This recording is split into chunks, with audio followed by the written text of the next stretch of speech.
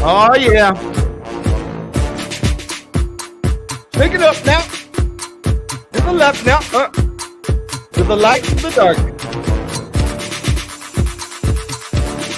Woo, woo.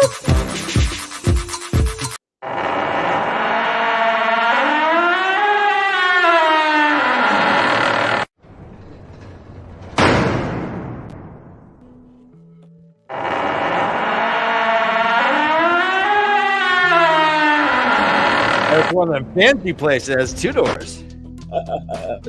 Welcome to Tavern Talk. Yes, the Darkfriend gremlins are at it again, and we are a little bit late, but we are here and we are ready.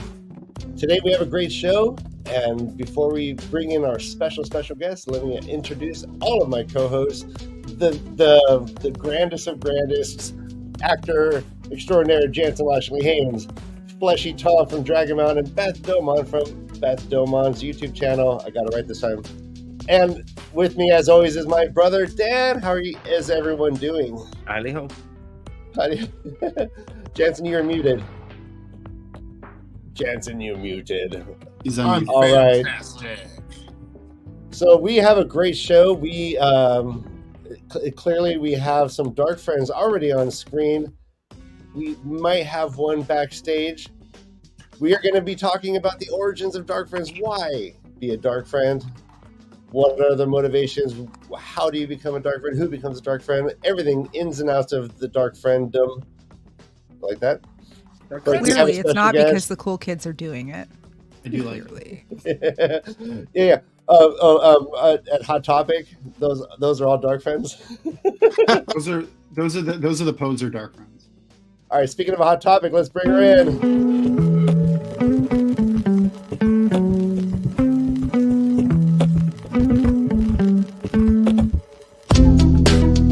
No, love her. I said hi, and boo. That's nice. It is Tree Hugger. It's a tree. Hello. One of the captains for Watchinary. I think she's undefeated. Wow. No, I'm always not. Undefeated. Tree is no, I'm not undefeated. Joe kicks my butt all the time. Skeeter kicks my butt all the time. I know, but you win our hearts. Yeah. Aww. So basically, now we know why Tree became a Darkfriend. Yes. Because she's always for beaten revenge. Watchinary. Yes. She wanted to join the winning team. I need the unlimited drawing powers. We are all Darkfriends. It just goes to show you that some Darkfriends are less obvious than others. I'm not a Darkfriend. Well, sure you are, Beth. You signed the papers. You may not. You didn't read the. You signed the Your papers. background is dark. I only became a Darkfriend to learn about this. Oh, It's in okay. the T's and C's. Somebody already did that once before. That's not original. Well, we are going to talk about Darkfriends.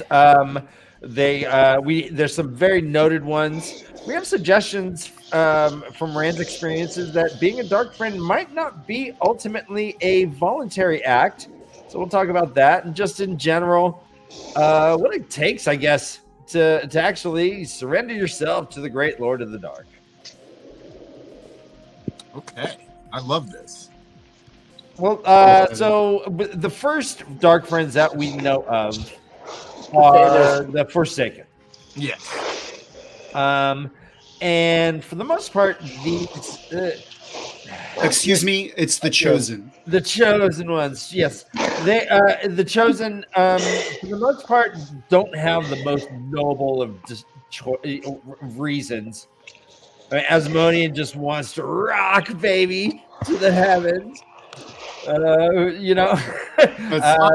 That's true. Yeah. True, right? You just want to just practice art forever, become the best artist. Yes, that's my motivation. I knew it.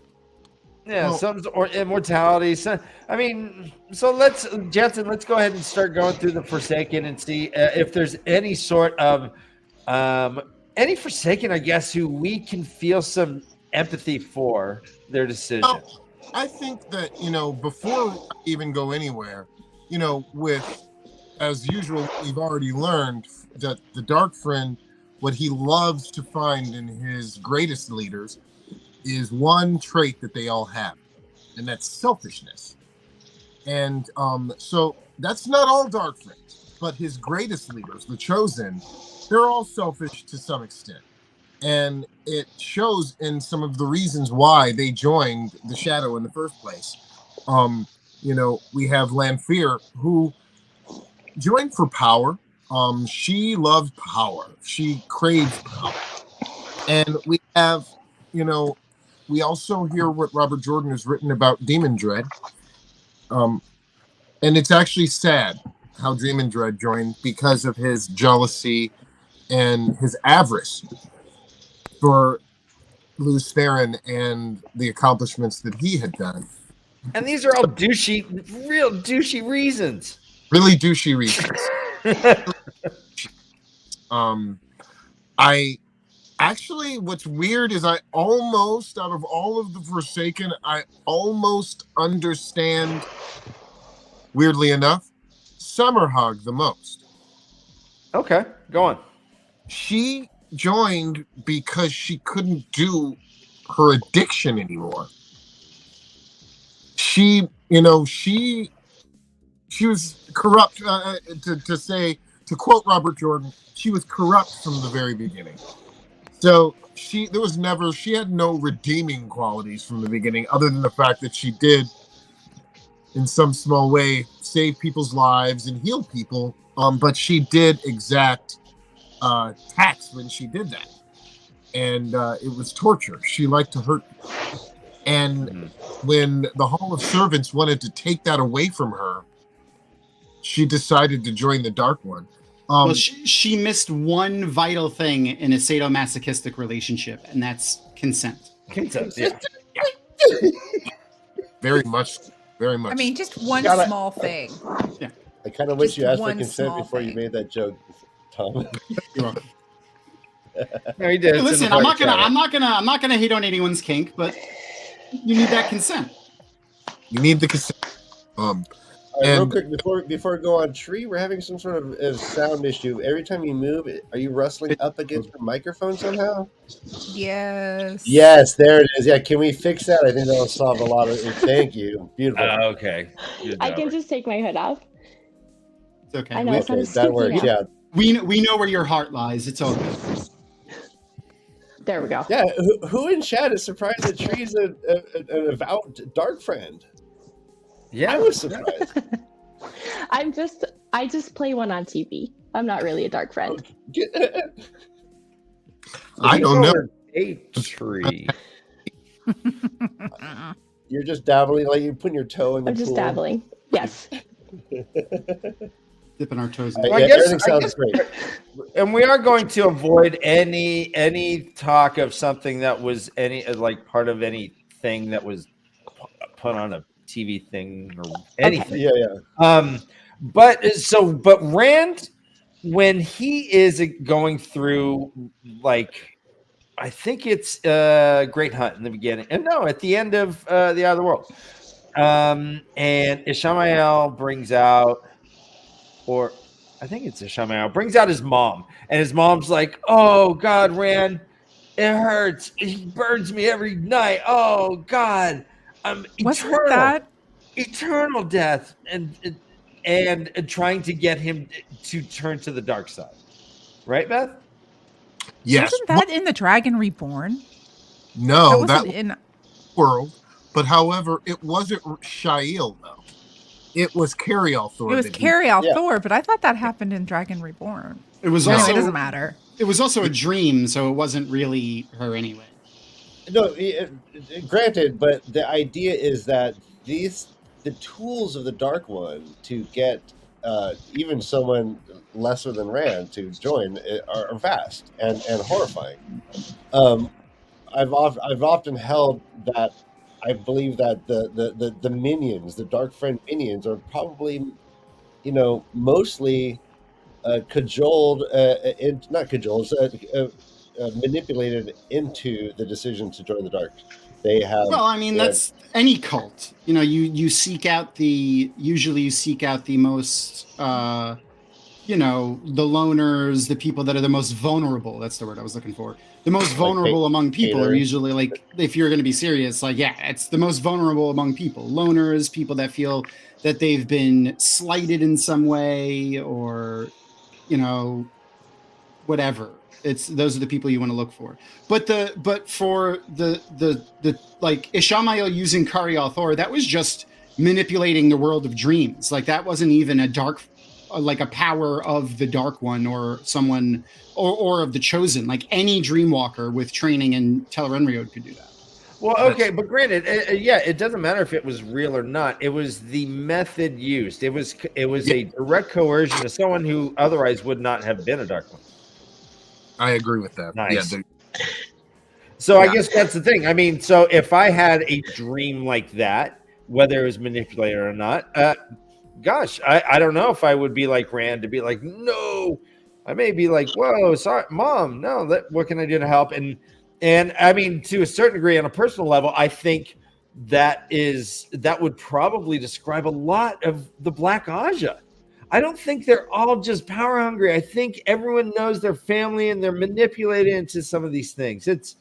Well, I think every Black sister, right before they become a Black sister, has a choice to die or become a Black sister, because usually they stumble upon it. That's even in Shiriam's POV, very close to her death, she talked about sometimes she wished she wouldn't have asked questions, but she did, and she's here now, and that's where it was. You know, it's just like Viren also in her POV, before she died, also had a similar thing where she said that I became a Black sister because I liked my skin. I wanted to stay alive.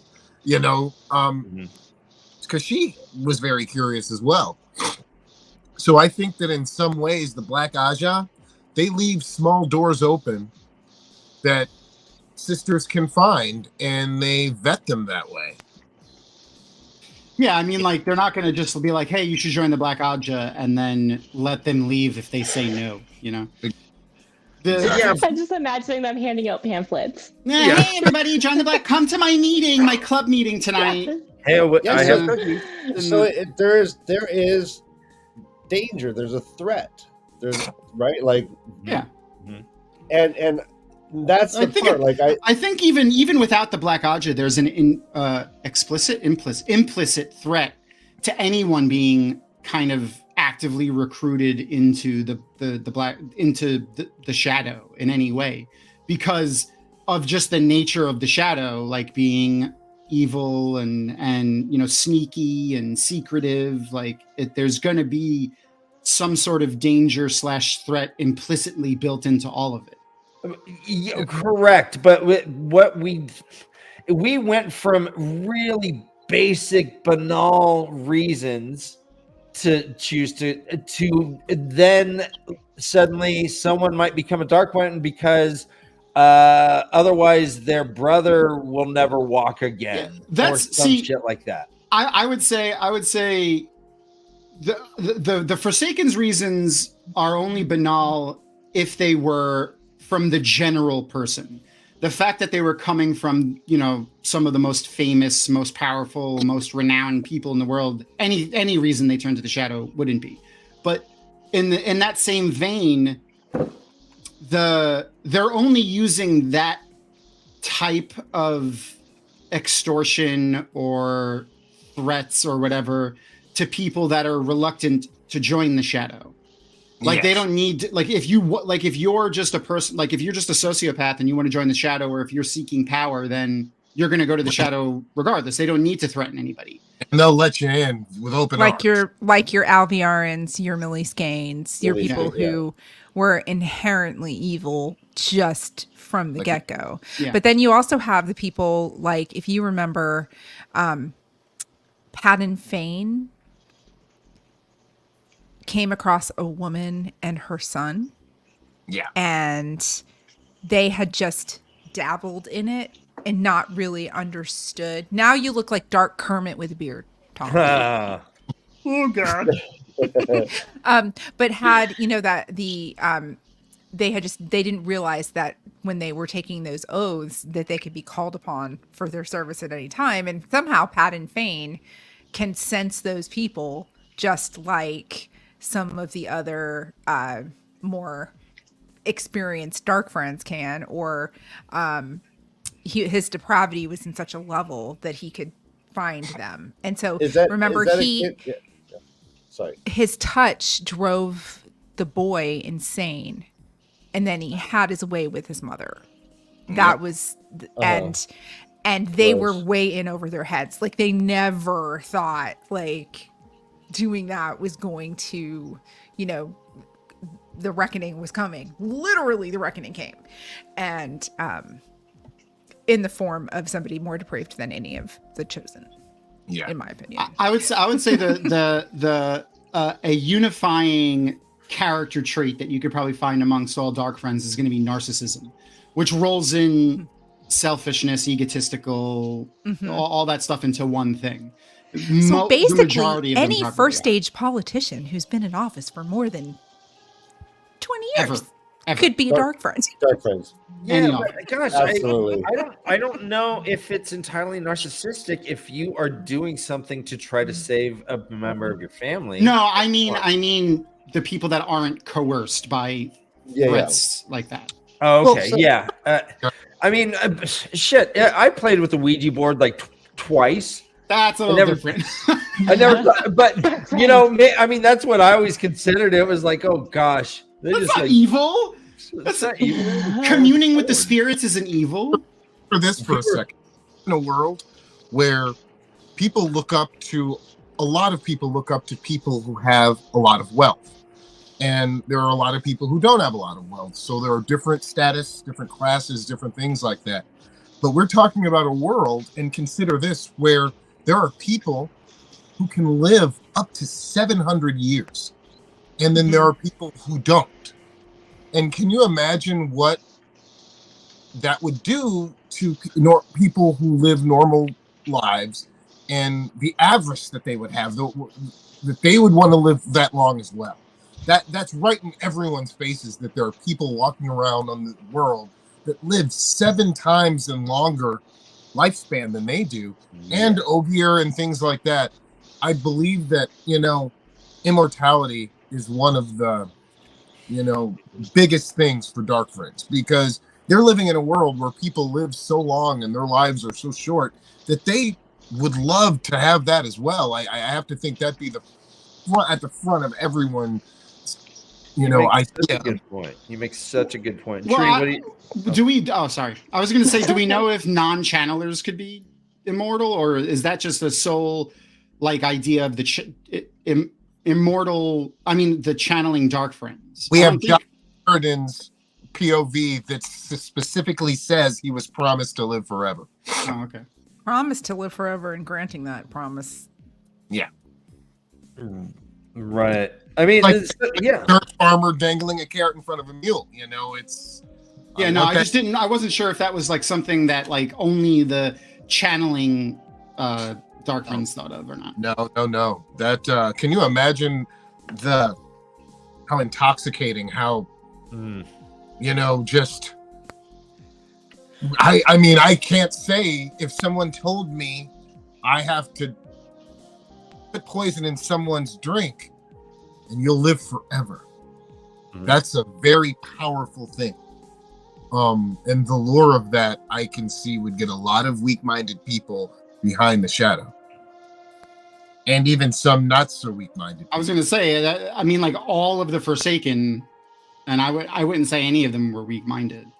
No, not weak-minded, just naive. Yeah. But I mean, they were the bad guys of story from 3,000 years ago, and yet here they are in the flesh, still alive. Yeah. So it looks like some promises were kept if you weren't necessarily in on the whole breaking of this, or weakening of the seals and all that. You just think, shit. Yeah, they're winning. My favorite thing to think about is and Tree. I want to know what you think about this, because I always picture this in my head, every time, especially right after the first book. most of the Darkfriends of like at the first book, and even just before, even before the first book, I would say a good portion of them, more than half, probably swore their oaths to the dark, never thinking the last battle would come in their lifetime. They were like, yeah, Shiriam didn't believe it. Shiriam didn't believe it. In her POV, it says she didn't know that she would be in some fight for eternal life against the Dragon Reborn. She just wanted to have power, over the people that had scorned her. But that's amazing. Real quick, if like speaking of the boar and the promises kept, right? Like those Forsaken survived for 3,000 years. If like one of the companions just happened to like have a workplace accident and fall in the boar, would that like normal human, like would that person have lived for 3,000 years until he got freed? Yeah. He or she or they. Depends on how well the boar isn't a physical thing, but if they went into the cave in Shale Ghul that the Forsaken were theoretically sealed in when they put the seal on, maybe. It just depends on how close to the exit. Well, they could have easily been put in a stasis box as well. They would probably die though from thirst and food. Their bodies. What are they called? Zamor, whatever, didn't die. They aren't human. They don't need to eat or drink or sleep. They say that in the thing. But what about the golem who needs blood? They don't die if they don't get it. What? The stasis box isn't like a what's it called? A cryogenic thing where you stop existing. That's why people didn't just hide in them all the time. Time doesn't stop for you there in yourself. You still need to eat food and drink water and sleep and unless theoretically, if they brought enough stuff to grow food and things, they probably could. Even in a vacuole outside the pattern, I thought. Yeah, time stops. Time doesn't stop for you though. You have your own time around. Like your body is still existing by the properties of physics. Like unless you eat food, right? If you're unless in the boar, unless you were in the boar.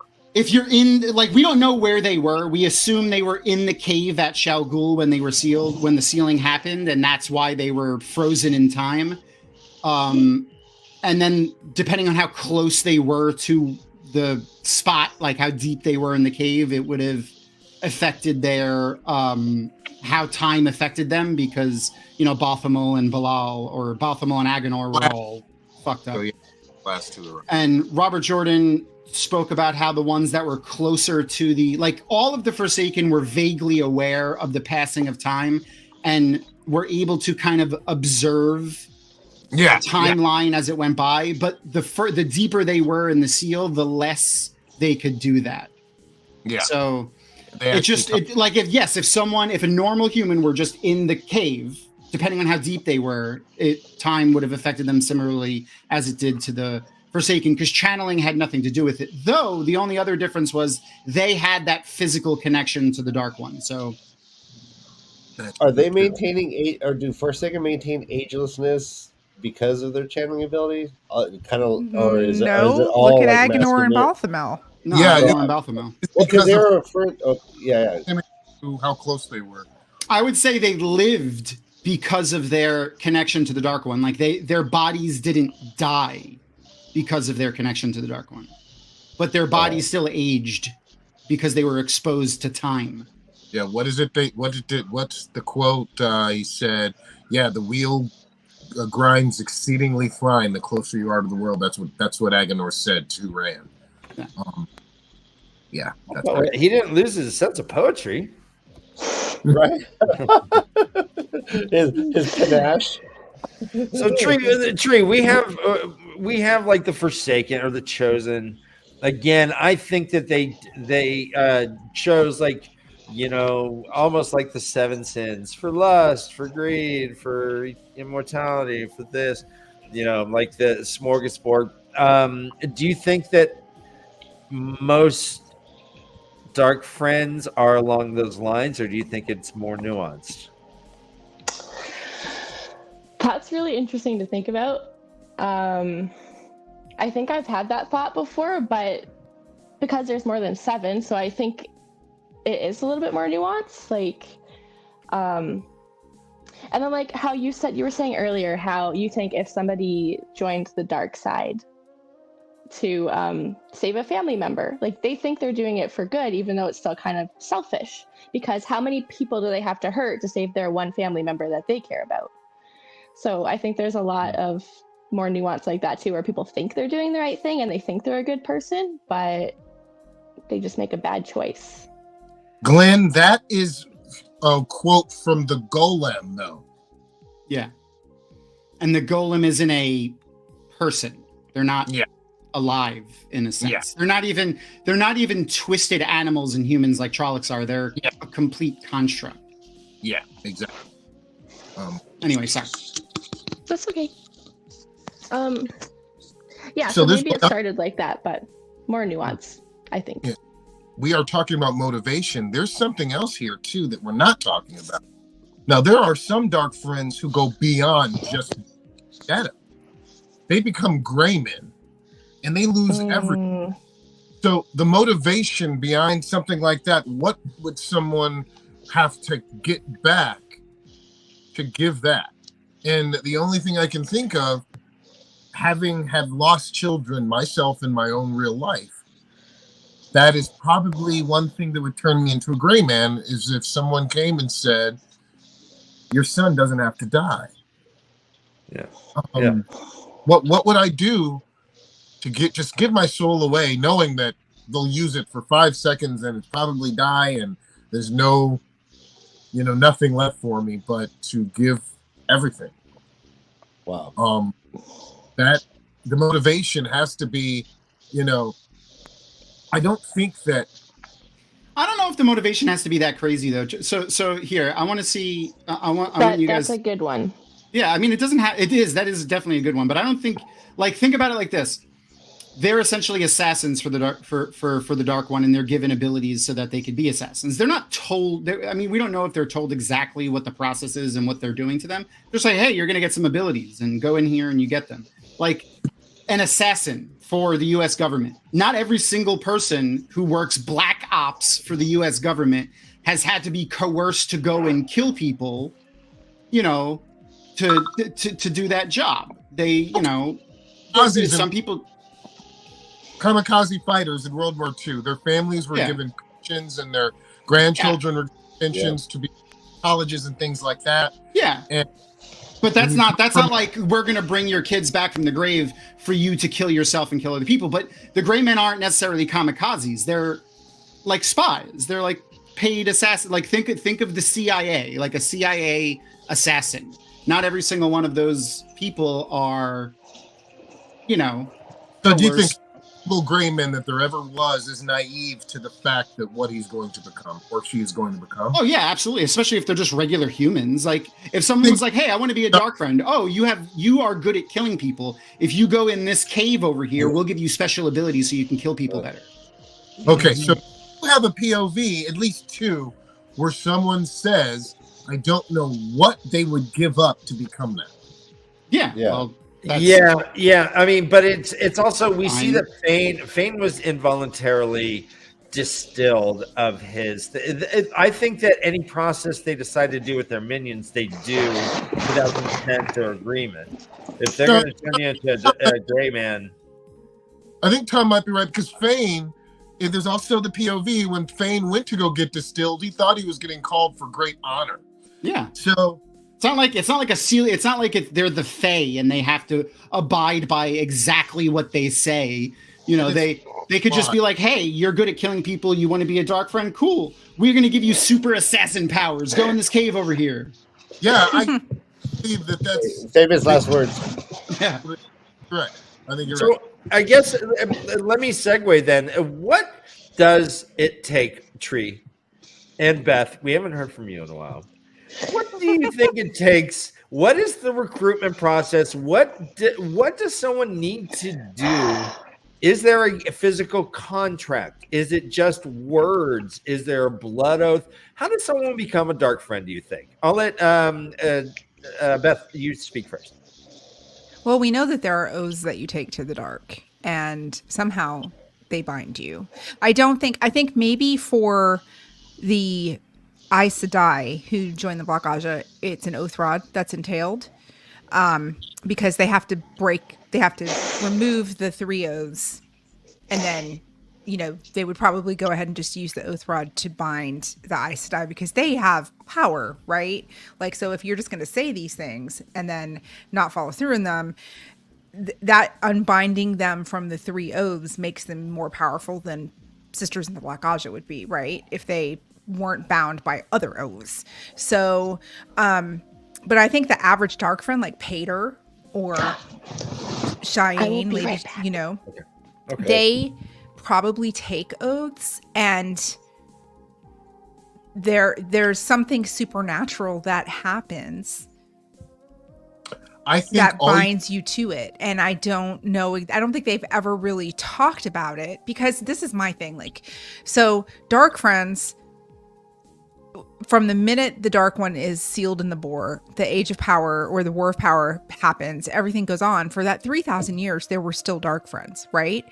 But the Dark One's touch on the world was pretty much non-existent during those times, because the prison was so strong. The bindings on the prison were so strong. So as time goes on and those things start to erode and start to break away, I think that's when we start seeing the manifestation more of the Dark One. Because really the only person who had an impact, from my understanding, is when Ashamael would come back every 1,000 years. And it was his presence that would wreak havoc for like that 20 to 40 year time period, right? And then, but we don't really ever hear about like these great dark episodes happening historically unless Ashamael has touched the world. So I think until the bindings on the Dark One's prison started weakening, we aren't necessarily, it's a token thing. Oh. Like a dark friend 500 years after the breaking probably isn't the same thing as a dark friend 2,500 years after the breaking, if that makes sense. That's a good point. I didn't think about that. Really good point. Yeah. There's also something else I just thought of in real time while we're talking. We talked about the oaths that some people have to take. So 2 things. There's 2 points. One, we have proof that Lanfear told Rand all he had to do was bow 1 time. He didn't have to take any oaths. He just had to bend 1 knee to the Dark One once, and that's all he had to do to join. But we also don't have any proof. We have proof that a black sister had to take oaths. We don't have proof that any man that could channel other than the chosen had to take any oaths. I'm trying to think. I don't remember reading about 1 male channeler other than a Forsaken who had to take an oath. No one from the Black Tower. I think that's because they were all turned, and all the people that came. Not all of them. Not all of them were turned.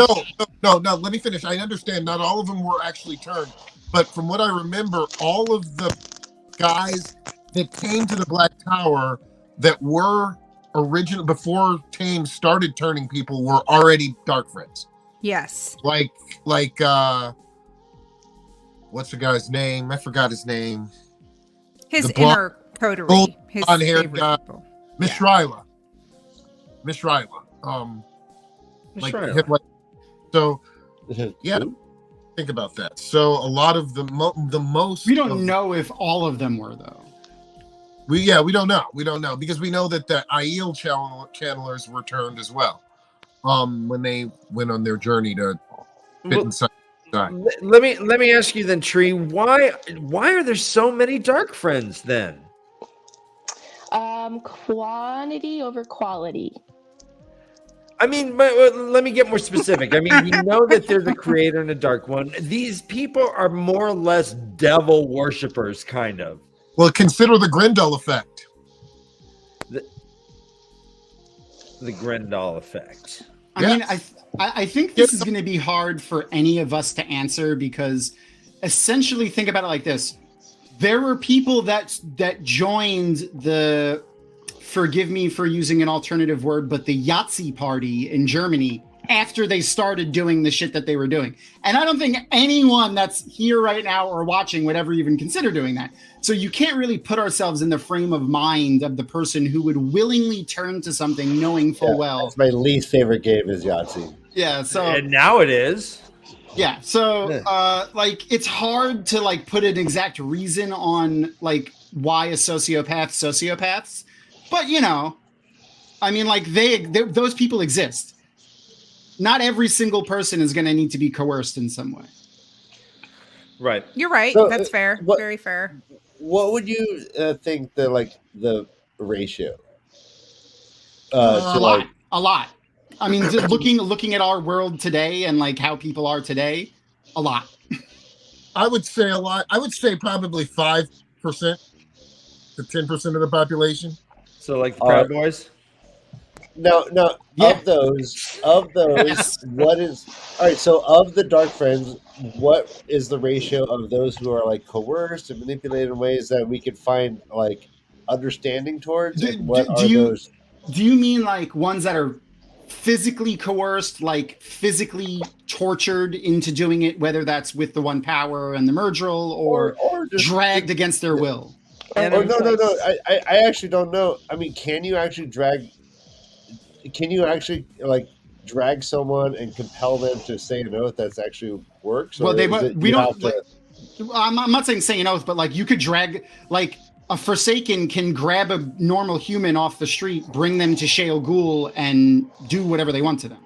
Okay, so I'm saying Well, okay, so all of the above. Any origin story of a Dark Friend where you go, oh, okay, I can understand that. I might make that choice myself if I was in the same situation. What percentage of Dark Friends are redeemable or very small percent lovable? 1%. Really? I would give it 1 out of 5, Ryan. What did you say, Tree? I personally feel like almost everybody is redeemable. That's So that's just my opinion. Oh, you optimist, you. Poetry. I'm the worst. Okay, How dare I believe in humanity? I mean, you can be redeemable, but what's your motivation for being redeemed? I think that's the key. I guess right? the idea is, if you were in that situation, would you choose? I'm sorry, what, Jansen? What Dark Friends were redeemed? Inktar. I think so of 3. Maybe. Well, we don't like. Technically, none. Because we don't know if their souls went to the Dark One or got put back into circulation to get spun back out again normally.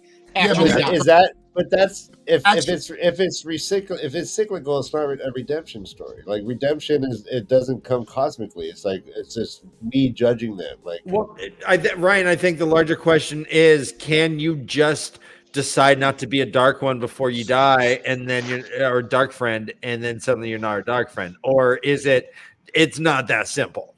You know, I think it's not that simple. This isn't Catholicism where you can just go, "Hey, I'm sorry for murdering all those people." Let me backtrack. I'm not talking like any redemption in terms of like they had to do. I'm saying like everyone has an origin story to becoming a Dark Friend. How many of them do you think that if you were that person, you would be a Dark Friend? Based on the circumstances, based on what's compelling you, or what they're putting in front of you?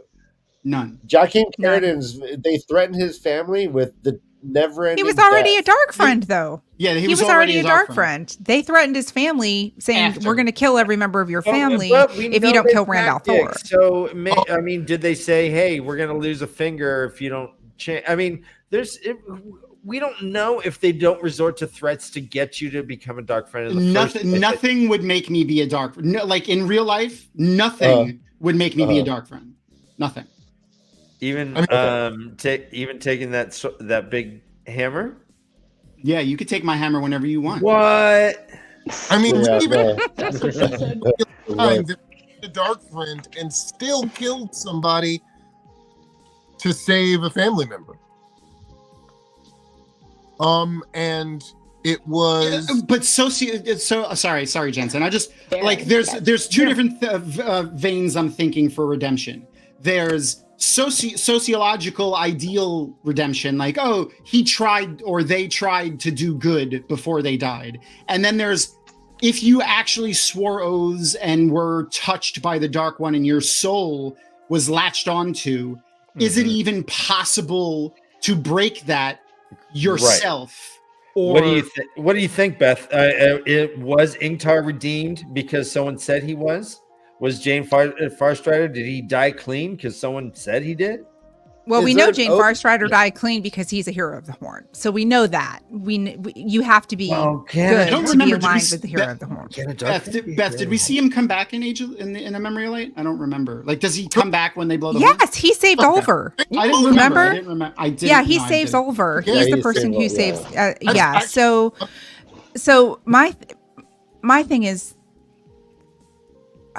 I think the Darkfriends that we see in the time of the Emmonsfield Five and the Dragon Reborns coming are not, they're not the standard normal Darkfriends, because like I said, throughout that 3,000 years there were always Darkfriends. Mm-hmm. But are they taken by the dark like these people were? Because the barrier to the Dark One's prison, his touch on the world was not as commanding. Now they say that he's the Lord of the Dead, so it could be that, you swear an oath and when you die you're, purgatory, hell, whatever you want to call it. But I think I don't know if Ingtar is redeemed, because Ingtar wanted to redeem himself out of fear. He didn't do it. It was noble what he did, but his actions were based in fear. So he gave up his life because he knew who Rand was. But what were his motivations? Like a moment of panic because you're going to die? Does that redeem you? I don't know. Whereas Varen spent her entire life compiling this thing that literally she single-handedly took down the Black Aja. Single-handedly took the entire organization down. I don't know if time can be. I think one split-second decision can redeem someone. Okay, here, hold on. I have a question that I want to pose to everybody, and I want everyone to answer just yes, like basically yes or no. Because we're using the word redeem, and it's making my ADHD go crazy because I need to specify it for myself. Sure. When we say redeem, do we mean in our sociological eyes, or do we mean actually? Like actually, you are not bound by whatever magical means that the Dark One bound you with. And is it possible to break that in any way? Personally, I think no. I think if you go to the Dark One and swear oaths in the sense of being magically or with the one power being tied to the shadow, that you're done. That's it. Unless how Rand can somehow cut that tie. Other than that, there's no way to break that. Even if you can live a life of great deeds, the shadow's probably going to come kill you because you're not doing what you're supposed to. There's no way to actually redeem yourself. I say no. But can we take Varen's example for everyone? Can we assume that everyone is a Darkfriend up until an hour before their death, and that then means that they are not cursed in the afterlife? That doesn't have anything to do with being a Darkfriend, though. That's just the hour before your death thing is just because of an Aes Sedai. But I still want to know what everyone thinks. Like, Tree, can a Forsaken, without that cord being cut, just because they don't want to be a Darkfriend anymore, not be tied to the Dark One when they die? Is that possible? I don't think it's possible for that cord to be severed, but I still think that you can choose to do better things, even though you've made that choice and you're stuck. So I still think your actions outweigh your previous bad choices and that tie, and Varen proves that. No, I'm not saying like So- you're tied to doing evil things. I'm saying like even No, but I because get I it, think yeah. like if Varen was tied to the Dark One with that cord or magically in Mhm. some way, I don't think even though she did good things, I think she still like if her soul was bound to the Dark One when she died, she still was bound to the Dark One. Well, Unless what about they Beth? broke it.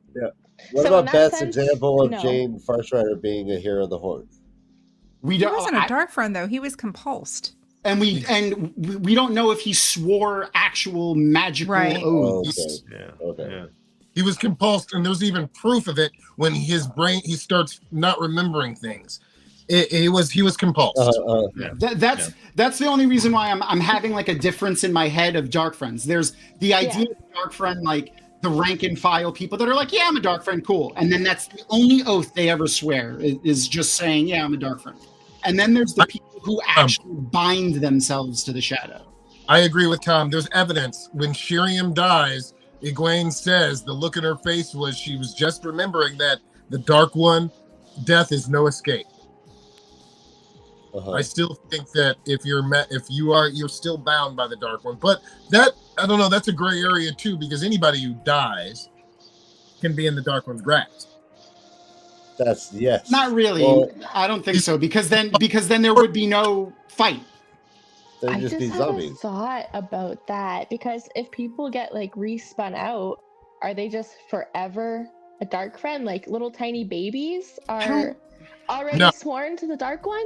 I don't only think the ones who are physically bound, I would say they're so, and that's only if the Dark One allows their soul to be spun back out again. We don't even know if it's possible to be spun back out normally. Like if we think about it like this, the only reason and the only people we know that have this ability are the Forsaken. So when a Forsaken dies, their soul doesn't go back into the pot to get spun back out. Their soul goes directly to the Dark One for him or it to use and put back in a body. You know what I mean? But it's still very rare for that to happen for transmigration. There's only 13 people in all of existence that it's ever happened to that we know of. No, less than 13. 13 Forsaken. All 13 of them are bound to the Dark One. Yeah, some of them have died and been brought back into other bodies. Oh, yeah. Well, some of them never died and never had that happen, and some of them were killed with balefire. I'm saying that the only people to ever be bound to the Dark One like that were the Forsaken. Yes. So there's 13 of them, so 13 people. I agree with that. Yes. Can you refresh my memory about Varen's situation then? So she was bound as so Black Aja have their own. That's just an oath rod, though. Yeah, but the oath rod. Okay. Will not betray the Dark One until the last hour of my death. Yeah, but that's just the oath I think rod. That's just the oath rod for the Black Aja. But how do we know that that's not an oath that all of them take? They're just not bound like an oath rod binds them. Yeah. Well, we know because remember, Shiriam asked Egwene how she found out. And Egwene told Shiriam in her trial, Varen Mathwin told me, right? But she took poison and she said, oh. You know, she explained to tell you, and then she figured it out because Varen twisted that. They never thought, like when they said the hour of your death, they didn't think, oh, we're giving you an hour before you die to be able to fuck us. No, they just used those words because they're eloquent, and Varen twisted them to be able to break it and do what she did. Her intention was to come back and grab the oath rod and do it and not die. But it wasn't there when she went to go get it. It was with the hunters. Yeah. All right, real quick, I just want to say hello to Michelle Sadai. Welcome. Hello. Welcome, Michelle. New name? Hi. New friend. New friend. New dark friend? I like new. Are you dark or light? All right. We just play games. We're not really sure. We're not really dark. Sure. I think that's an interesting question to discuss whether Ingtar actually, whether his soul, like the Dark One could have been like, nice try, bro. Yoink. You're mine for all time. My personal thought on that is, if you are bound to the shadow in some way with magic, then nothing is going to break that unless it's like in the sense of like the only person we know of being able to do it is Rand, and that's it. Yeah, I think it's got to be. Like, it's not like in the sense of you could just go, oh, I'm so sorry for doing all these things. I'm going to do nice things forever. And then you're just, because the light never indirectly affects things. Like the creator and the light doesn't just indirectly affect things. The people need to do it for themselves. And I think that's kind of the theme of that is you can't, that's why there's no religion. You can't just pray and then you're better. You have to actually you have to not do the thing. The consequences of your choices of actually swearing and being bound to the shadow are pretty dire, and that's it. Yeah. I think it's a natural human thing to want to be like, there's an out. I don't think there is, personally. Well, let's jump to Fourth Age. Are Darkfriends a thing? Do you guys think? Yeah. Yes. Oh yeah. It's more of a cult now, though, and less of a actual thing. I mean, the Dark One's presence is not removed. Rand doesn't kill the Dark One, so there's still going to be evil and evil intent or malintent, whatever you want to call it. But you can't commune with him anymore. Exactly. Like I said, the prison is intact, so it's sealed. So his influence manifesting into the world is much weaker. So these Darkfriends who, 100 years after the Rand isn't in Tarmangaiden, there are still going to be people who can swear oaths to the dark, but the manifestation of that dark is going to be vastly different than what we saw in the 10 years leading up to Tarmangaiden. Yeah, I agree with that. Because he doesn't have the influence to touch the world like he did. I would just say it's more of a cult now and less of a real, tangible thing. Is it kind of like what it was before all of the shit started happening? Yeah. I mean, and is it essentially we all want to live forever, and the Dark Lord will give us that? No, I don't think so. I think it's the same thing as any cult. Like, imagine a cult in our real world, the Jim Jones cult, Scientology. They'll people will build some sort of dogma around it.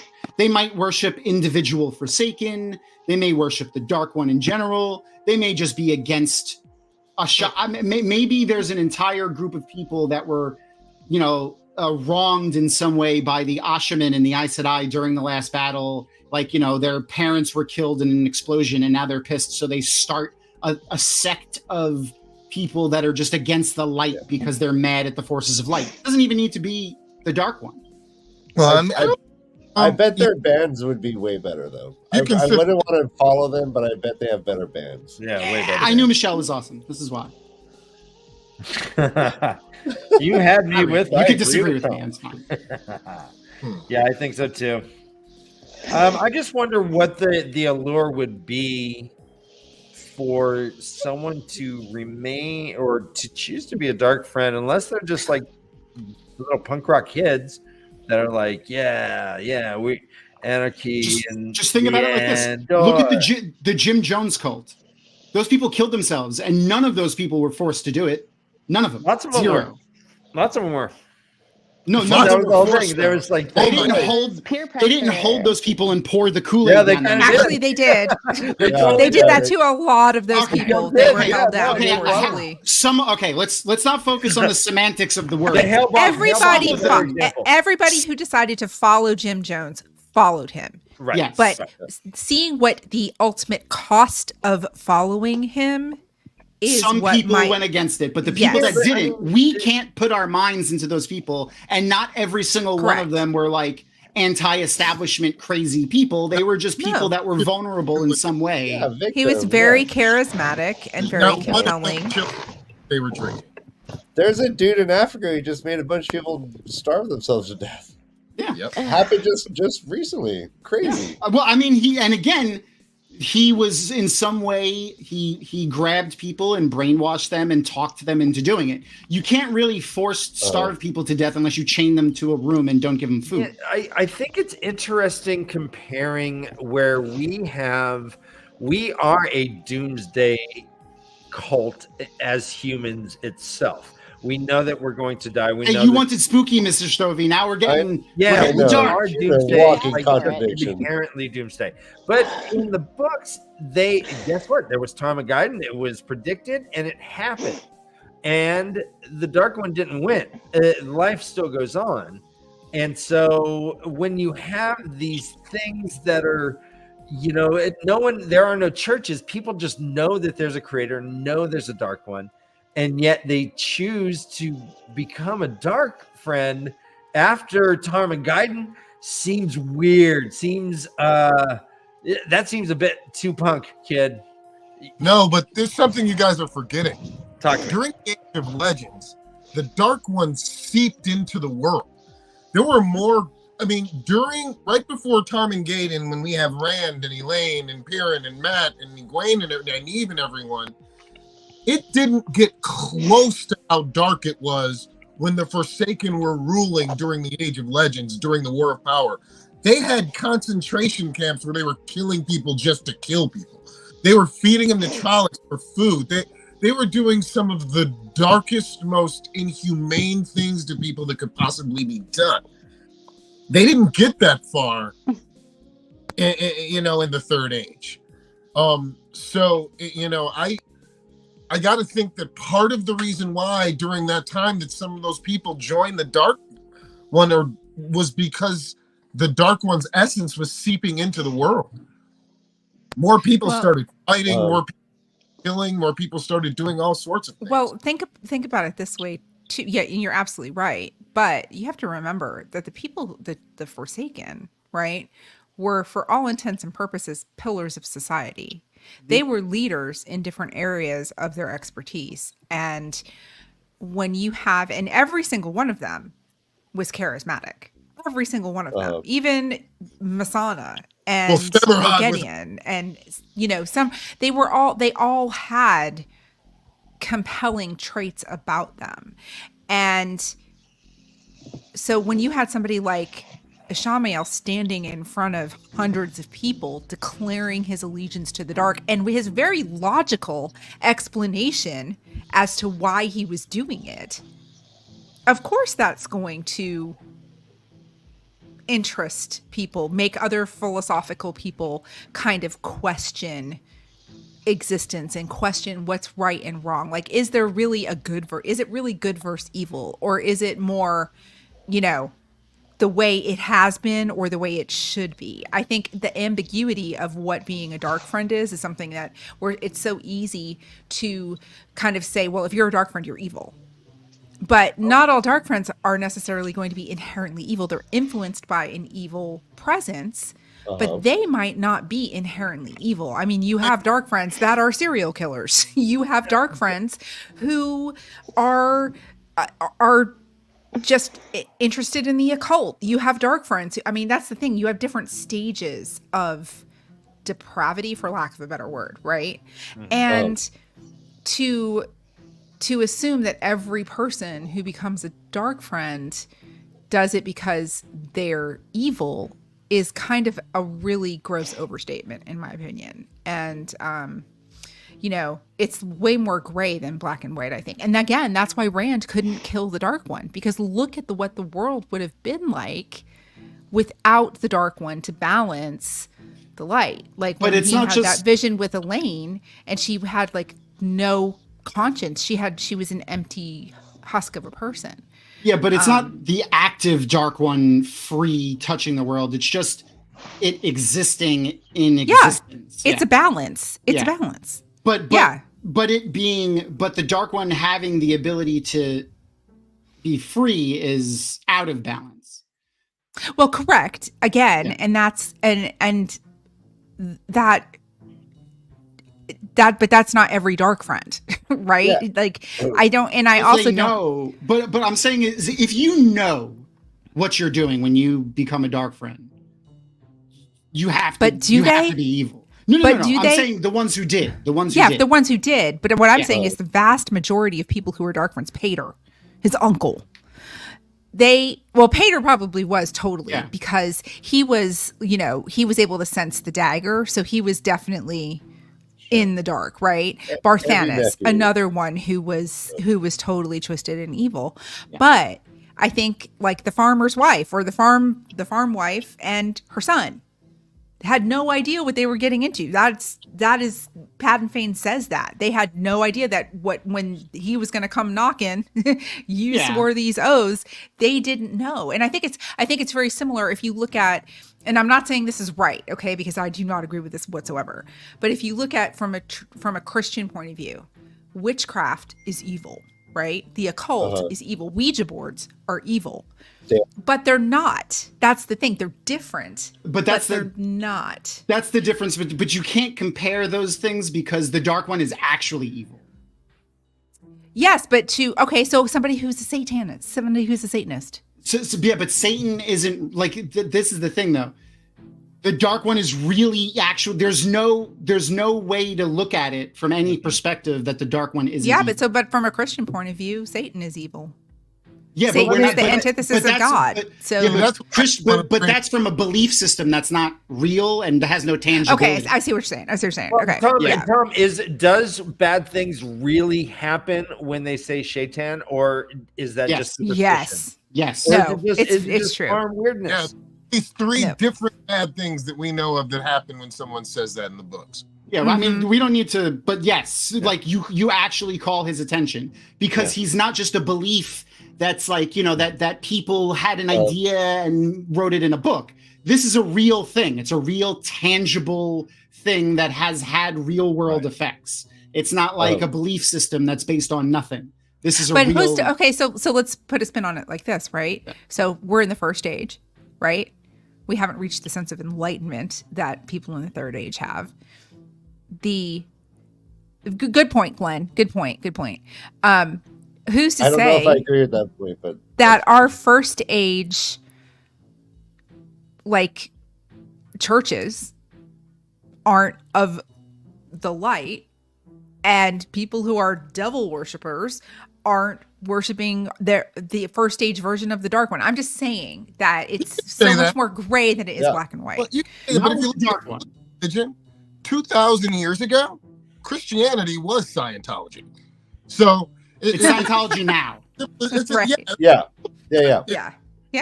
People have been on this world for millions of years. Jesus supposedly was here 2,000 years ago. There's a lot more history than that. You know,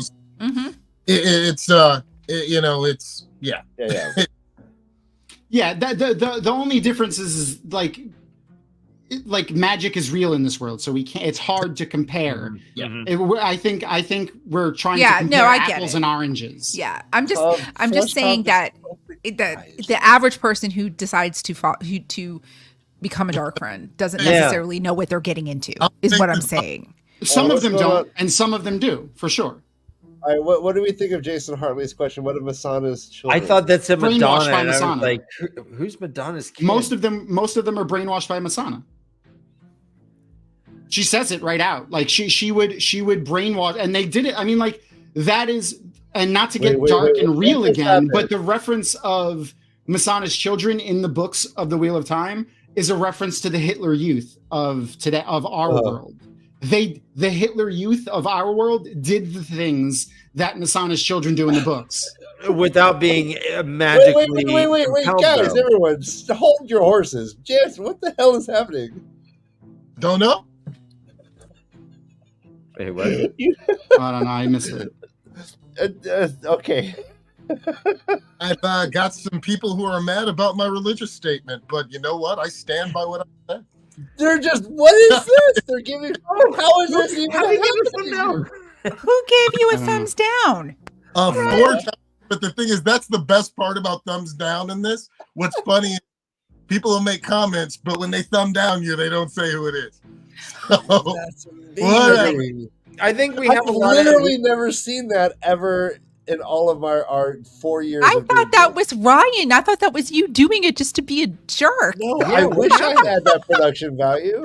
What happened? I don't know. I missed it completely. Just a missed it. I don't know thumb down, like I appeared saw out of it. his I mouth. thought you did it too, Ryan. Weird. People don't like when I say that Christianity was Oh my Scientology. God. I think that was. All right. I mean, That I must be on said it's Twitch. Scientology now. It's they're on equal footing. People also worshipped Jupiter and Learn your history. and Odin and Yeah. Learn history. tens of thousands of other gods throughout all of the world. Like it's Right. We're all atheists, except for some people are.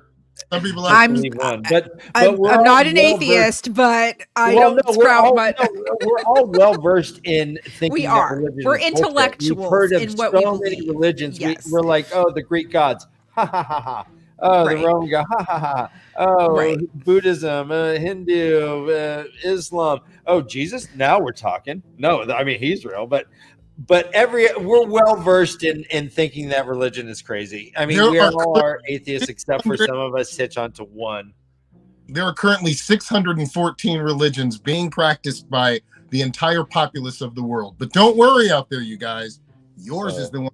Yeah, but let's go to. I mean, hey, listen. If you want to ascribe something to belief, there's something that I heard was the best argument for me that there is something extra in the world, and it's an easy thing to segue back into the dark one. All you have to do is dress it up in different clothing, and you can make people believe. They don't have to tell them the truth that they're worshiping the dark one and turning to the dark. They can lie to them and tell them whatever they want. Yep. So think about it like this. Throughout all of time, humans have ascribed mystery to God. And all that is just throwing God and belief is just throwing a blanket over mystery. It's the blanket that's on top of mystery. So that's all it is. It's fair. So, It's fair. I love that. all they need to do is dress the dark one up to be something else. Like if the Forsaken were smart and really wanted to win, they wouldn't have just started fighting and did a war. They would have quietly infiltrated into the world over thousands of years. They would have founded churches. Yeah, exactly. look at to use another made up thing. Look at Hydra in yes, in the Marvel universe. Like that's what they did. They almost won. Yes. Fair. And Hydra is in a way, like the way they use it in the Marvel universe is like a religion. It's a belief system built around, a deific. Is that a word? Yeah. A deific type person, the Red Skull and blah blah blah. So like, they could do that. It's just for the rank and file, I'm sure there's probably plenty that were lied to or were unaware of exactly what they were swearing when they joined the dark one. I mean, the dark, the shadow. But there were probably plenty of people that knew full well exactly what they're doing and didn't give a crap. Yeah. Ryan put a Matt Stagger's comment. We have morality, so to say you can't. None of us can think what it's like to be an immoral person because we have empathy, we care. We are all saying, everyone has to have this reason to be a dark friend, that they have to be threatened with their family and with their lot. No, some people just don't care. No, but I think this is a constructive conversation because I do think that most people have blanket opinions about what they're reading, right? Like I think most people just it's a cult. like paint them all with one paintbrush, and I think it's important because empathy is an active process. We have to look for the diamond in the sand, you have to search actively for the empathy to arrive. I used to look at the world and as things naturally occurring in humans, like a religion. Okay, that's just it's naturally occurring. We make it. It's just a natural outcropping of what we as humans do. And I used to think sociologically in these terms. And it was a way for me to ground my understanding of the complexities of life. Now I look at the world in a lens of power and how power structures influence our experiences. So, in that regard, all religion and organized as such it is a power.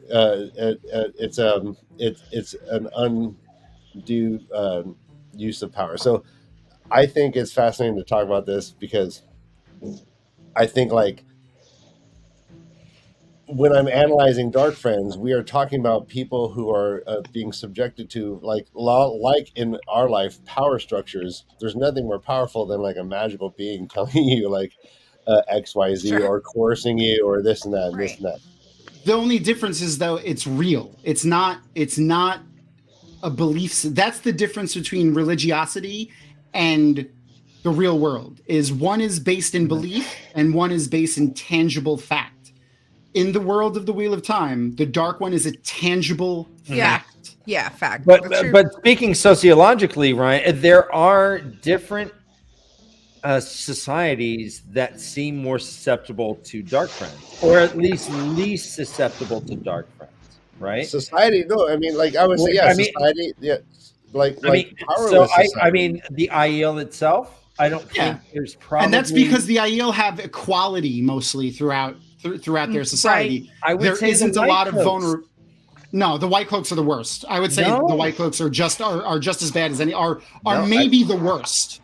I would think maybe not. I think the opposite. I think that They're the most vulnerable. They're literally a cult in and of themselves. Tricky cops who are crooked. Any cult could, like, you could, if you're in a cult, if you're willing to follow, something dogmatically and fanatically like the White Cloaks do, then you could be turned to any other cult. Doesn't Think matter about what the cult White Cloaks would be like if Pedro Nile was a Darkfriend. All right, this is fascinating. If Pedro Nile had been a Darkfriend, think about the influence that Ordif, right? The short time that he interacted. Think about the influence that he had over Pedro Nile's decisions and Dane Bornhold and everybody. So I think Tom is spot on here, but I just have a question to ask because I've never known the answer to this, and it's book related. Do it. When Pater and his uncle are hung as Darkfriends in Amador,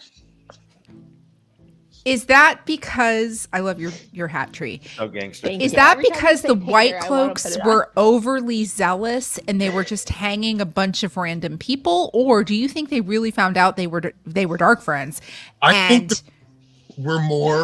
think they were better than we thought at finding. I mean, they actually did find Darkfriend because they weren't the only people hanging though. There were several. I don't think they found out that Pater and his uncle were Darkfriends. I think they found out Pater and his uncle they were going to help to more gays escape. And they just got lucky with it. They got lucky with their net. Their wide net finally caught a real Darkfriend. Yeah. No, I think they do suss out real Darkfriends from time to time. But I think in the case of Pater and his uncle, it was solely because they were trying to free more gays. Yeah, that's why he brought more gays to see them. I'm sure they're hanging Darkfriends left and right, but they specifically took her to see this. Walbert was a very competent man. He could find just about anything. Yeah. I don't think he could spot Darkfriends just because he was a good detective. Like, he was following more gays. I think that he had people watching her, and that's fine. And that's why Pater. That's why he knew Pater and his uncle were trying to free her. He was the spy of the Dome of Truth, so he had to have people below, right? Yeah. But that doesn't. No, I don't think he had people below him. I don't think he had people. Oh, he had no one below him. All the work himself. He definitely has eyes and ears. We know that eyes and ears, but he accumulates it all himself, and nobody knows why they're giving him the information they give him. They don't give him anything. I would say they don't even give him anything. Right. Well, yes, but he comes across the material. But real quick, I just want to say, Jason Hartley just brought something up that is actually. He said Shara is worse than the White Cloaks. Yeah, and let me just say this though. Let me just say this. I don't think Shara knew that they were fighting for the dark at first. Because Bow the Willed, if you read the short story that Brandon Sanderson wrote about how he got Sakarnan and the trials that he went to. And basically that was supposed to be Rand's prophecy, and he stole that fulfillment of that prophecy from Rand. So the Sharans didn't know that they were going to be aligning with the dark until it was too late, basically, I think. And then Bao the Willed, he fulfilled their prophecy, so they felt as a nation, as a culture, they had to follow him because they believed that he was the incarnation of their prophetic. Sure, person. yeah. They're the perfect example of them lying to them. Right. But let's stay with the White Cloaks real fast. To me, the danger with the White Cloaks is that they aren't Darkfriends, that they are... they're religious zealots. Absolutely. They're the religious zealots of the Wheel of Time. Correct. They were correct. There is a Black Aja that was very dangerous, that was trying They're not correct. They were extreme, but they were correct. No, they weren't. They said kill all people that could channel. So they're not but correct. they were not correct about the dark. Yeah, so they're not correct about the last battle. They're not correct about these things. But in their experience, Hashtag men, like women and men who channel, are destroying the world. They're not. That's not right. Like to say that is the same way that people like. I don't want to get like too political, but to say that is collective punishment, and to lump everybody in a certain demographic together based on the actions of some of them. And historically, in our world, that is not good, and it's also not correct. Yeah, but they could also be thinking them as each person who can channel is like a nuclear bomb that needs to be disarmed. And that's more the Shaw Chan's view. That's more the Shaw Chan's view. So that's know, not the White Cloaks view. And if you were in the worlds of the Marvel, we know you would have signed the Sokovia Accords, then, right? Well, here's the thing, though. Amen. I don't know what that means. Go ahead, he wrote The Way of the Light, right? Lothar Mantelor wrote The Way of the Light. So it was all about interpretation, because we even got a POV from Galad later on in the Memory of Light saying he didn't write that people weren't supposed to use it, only that it corrupted. Only that great power with great, and basically saying the Spider-Man with great power with great comes great responsibility thing. So Galad, actually, the new Lord Captain Commander, he had a different interpretation of the Way of the Light. So, the original interpretation, at least what people have been thinking, was that it wasn't an interpretation. Their dogma specifically said no one is allowed to channel. That wasn't an interpretation. It wasn't a proverb that was worded in a weird way. The Way of the Light did not say that. Yes, it did. No, it did not. It did, because first of all, The Way of the Light isn't a book that any of us can read, and the actual dogma of the White Cloaks was no one is allowed to channel ever. That's not what Lothar Mantelor wrote. We have a POV. You don't know that because we never read it. We have a POV from Galad saying never reading the entire book. He doesn't read the whole book word for word. He does read it. No, he doesn't. Yes, he does. He was given He doesn't read it to us in the narrative of the story, is what Tom is saying. Yes. But given a copy of it he was given a copy of it. We don't read it, though. We don't know what that book says. Galad does. Galad tells us. But that doesn't matter. The children. He says to one of the children, Lothar Mantelor did not say that you couldn't use it. He only says that it corrupts it. Yeah, I'm telling you, we have a quote. Okay. So if you use the one power, you're corrupted and need to be killed. That isn't an interpretation. That is what it says. Where's Matt's dagger when I need him, man? Show me the quote. I'm telling you what you just said. You said if you use the one power, you're corrupted, therefore evil. That's what you just said, right? Well, that's not an interpretation. Let me change this is exactly what Galad said. He said that it has the possibility of corrupting people. That's what Galad says specifically. So he says that's what it says in the book. So, yeah. I mean, what he's saying, the White Cloak ethic is not that kill all the witches. It's saying that channeling is dangerous and bad. It shouldn't be done. Burn the witch. The memory is good. Yeah.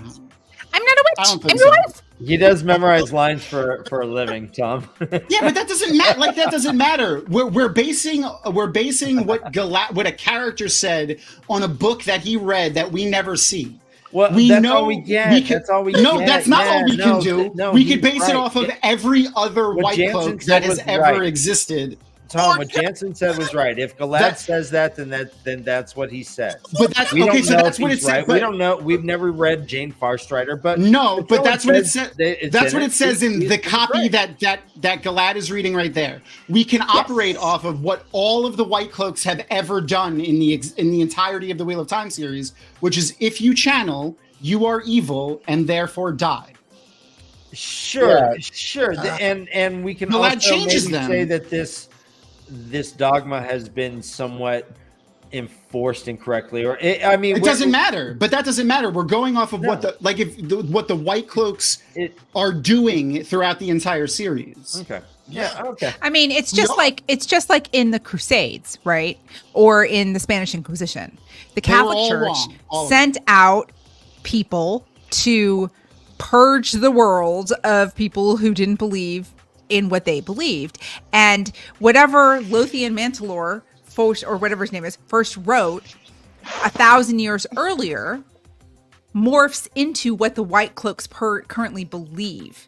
And you're going to make me believe that the best person in all of No, because Galad's motivations for becoming a White Cloak was because of what happened to his mother and because of what happened to Elaine and feeling he didn't have a place. He didn't have a place and he was vulnerable. Lie. We're not saying Galad lied or Galad I'm not was saying wrong Galad or lied. Galad is evil. But unreliable narrator is a huge thing in this book. He believed what he believed. Right. And he believed and what he read. And I'm not saying he didn't read what you said he was going to say, but what I'm saying is culturally, the White Cloaks as an organization, they see somebody who can channel, they're going to murder, death, kill that person because that is collectively what the White Cloaks believe. There is no other character in the Wheel of Time who reprimands himself more. But Galad is an exception to the rule when it comes to the White Cloaks. Galad is irrelevant. Galad is not the typical White Cloak. Yeah. No, Galad is heralds the change of the White Cloaks. Hey guys, we also learned that 1 in 5 of all Aes Sedai are Black Ajah. Yes, true. And again, you can't the Black Ajah weren't that fucking far off in thinking that 1 in 5. Listen. That I like not to get too real, but that is the type of rhetoric that people spread during certain times of great horribleness in our actual world. You can't punish people or ascribe people blame or morality based off of how they were born and things that they cannot control. Absolutely, that is wrong. Yes. That is wrong in every sense of the word. There's no way to ascribe that to be right in any way. Can you extend that to all Darkfriends? That type of empathetic. No, because being a Darkfriend is a choice for the most part. Okay. You're not born a Darkfriend. It's something that you can control. Channel you can't choose to ever have been born a channeler. Just like people can't choose to have been born of Jewish parents or to be born Black or Hispanic. You can't choose those things. Absolutely. Yeah. That's the only reason I'm vehement about this because the only reason I'm vehement about this is because they are the analogy of the Ku Klux Klan and the Crusader Knights of the Crusades of the Catholic religion. Nothing they do is right or correct. Nothing. And that's the same reason I had the same kind of vehemence about the Shaunchen. I know, but part of the Shaunchen society is good because their entire society is built off of slavery. No, but you can understand broad it. Yeah. No, I understand. Like, yes, like bad behavior is bad behavior, and we can never kowtow to bad behavior, but we can try to understand the roots and understand the causes and try to have an empathetic understanding of what's going on. No, these are no empathy for hate. The crusade. No, I get that, and neither for me, but it's more interesting for me to try and delve into this. The Crusades they're inventing witches that were not there. But they were. But they were there. Truly channel and truly do horrifying things and truly have been scaring the populace. Do you think that the White Cloaks invented invented their dogma to get rid of channelers because they wanted to do good or because they wanted to seize power from the powerful? Do you think if channelers instead were completely subservient to non-channelers and never seeked power or manipulated events, that the White Cloaks would still want to kill them? I think that wait, let's think about every POV. If you upset an Aes Sedai, oh, watch out, your life's ruined. Like, No, it's not. Okay. But wait a minute. Every dealing with an Aes Sedai is they're gonna win. You do what they say, or you're gonna fucking punish and rue the day you upset an Aes Sedai. Loyal, oh, don't upset an Aes Sedai. So yeah, like, Okay, no, but wait, that's not it's real, though. but wait. dominating this society for a long time. That's not Don't- real, though. Ryan, I'm just gonna put this out there, okay? In the prologue of the Dragon Reborn, we get Pedro Nile's POV, and Pedro Nile was power hungry because he said Rand was a false dragon, and that Pedro Nile was going to unite the nations against the false dragon, and he was going to be the leader. At the end of the day, Pedro Nile was still a greedy person who was seeking power. Yeah, And whether or not he thought that just the Black Ashes should be killed, or he still called them the Witches of Tarvalin, right? So You're right about all that. What I'm talking about is like the average White Cloak, the average Darkfriend. We're talking about Pedro. There Nile is no, but that's the thing. There is no average White Cloak. There isn't one. Well, are we There's talking about? soldiers. No, there's not. All right, is there an average Ku Klux Klan member? No, I mean, well, Totally. no. Totally different. Because, different. because No, like, is it because in all of that is- Amador, you don't even have wise ones in Amador. You have men.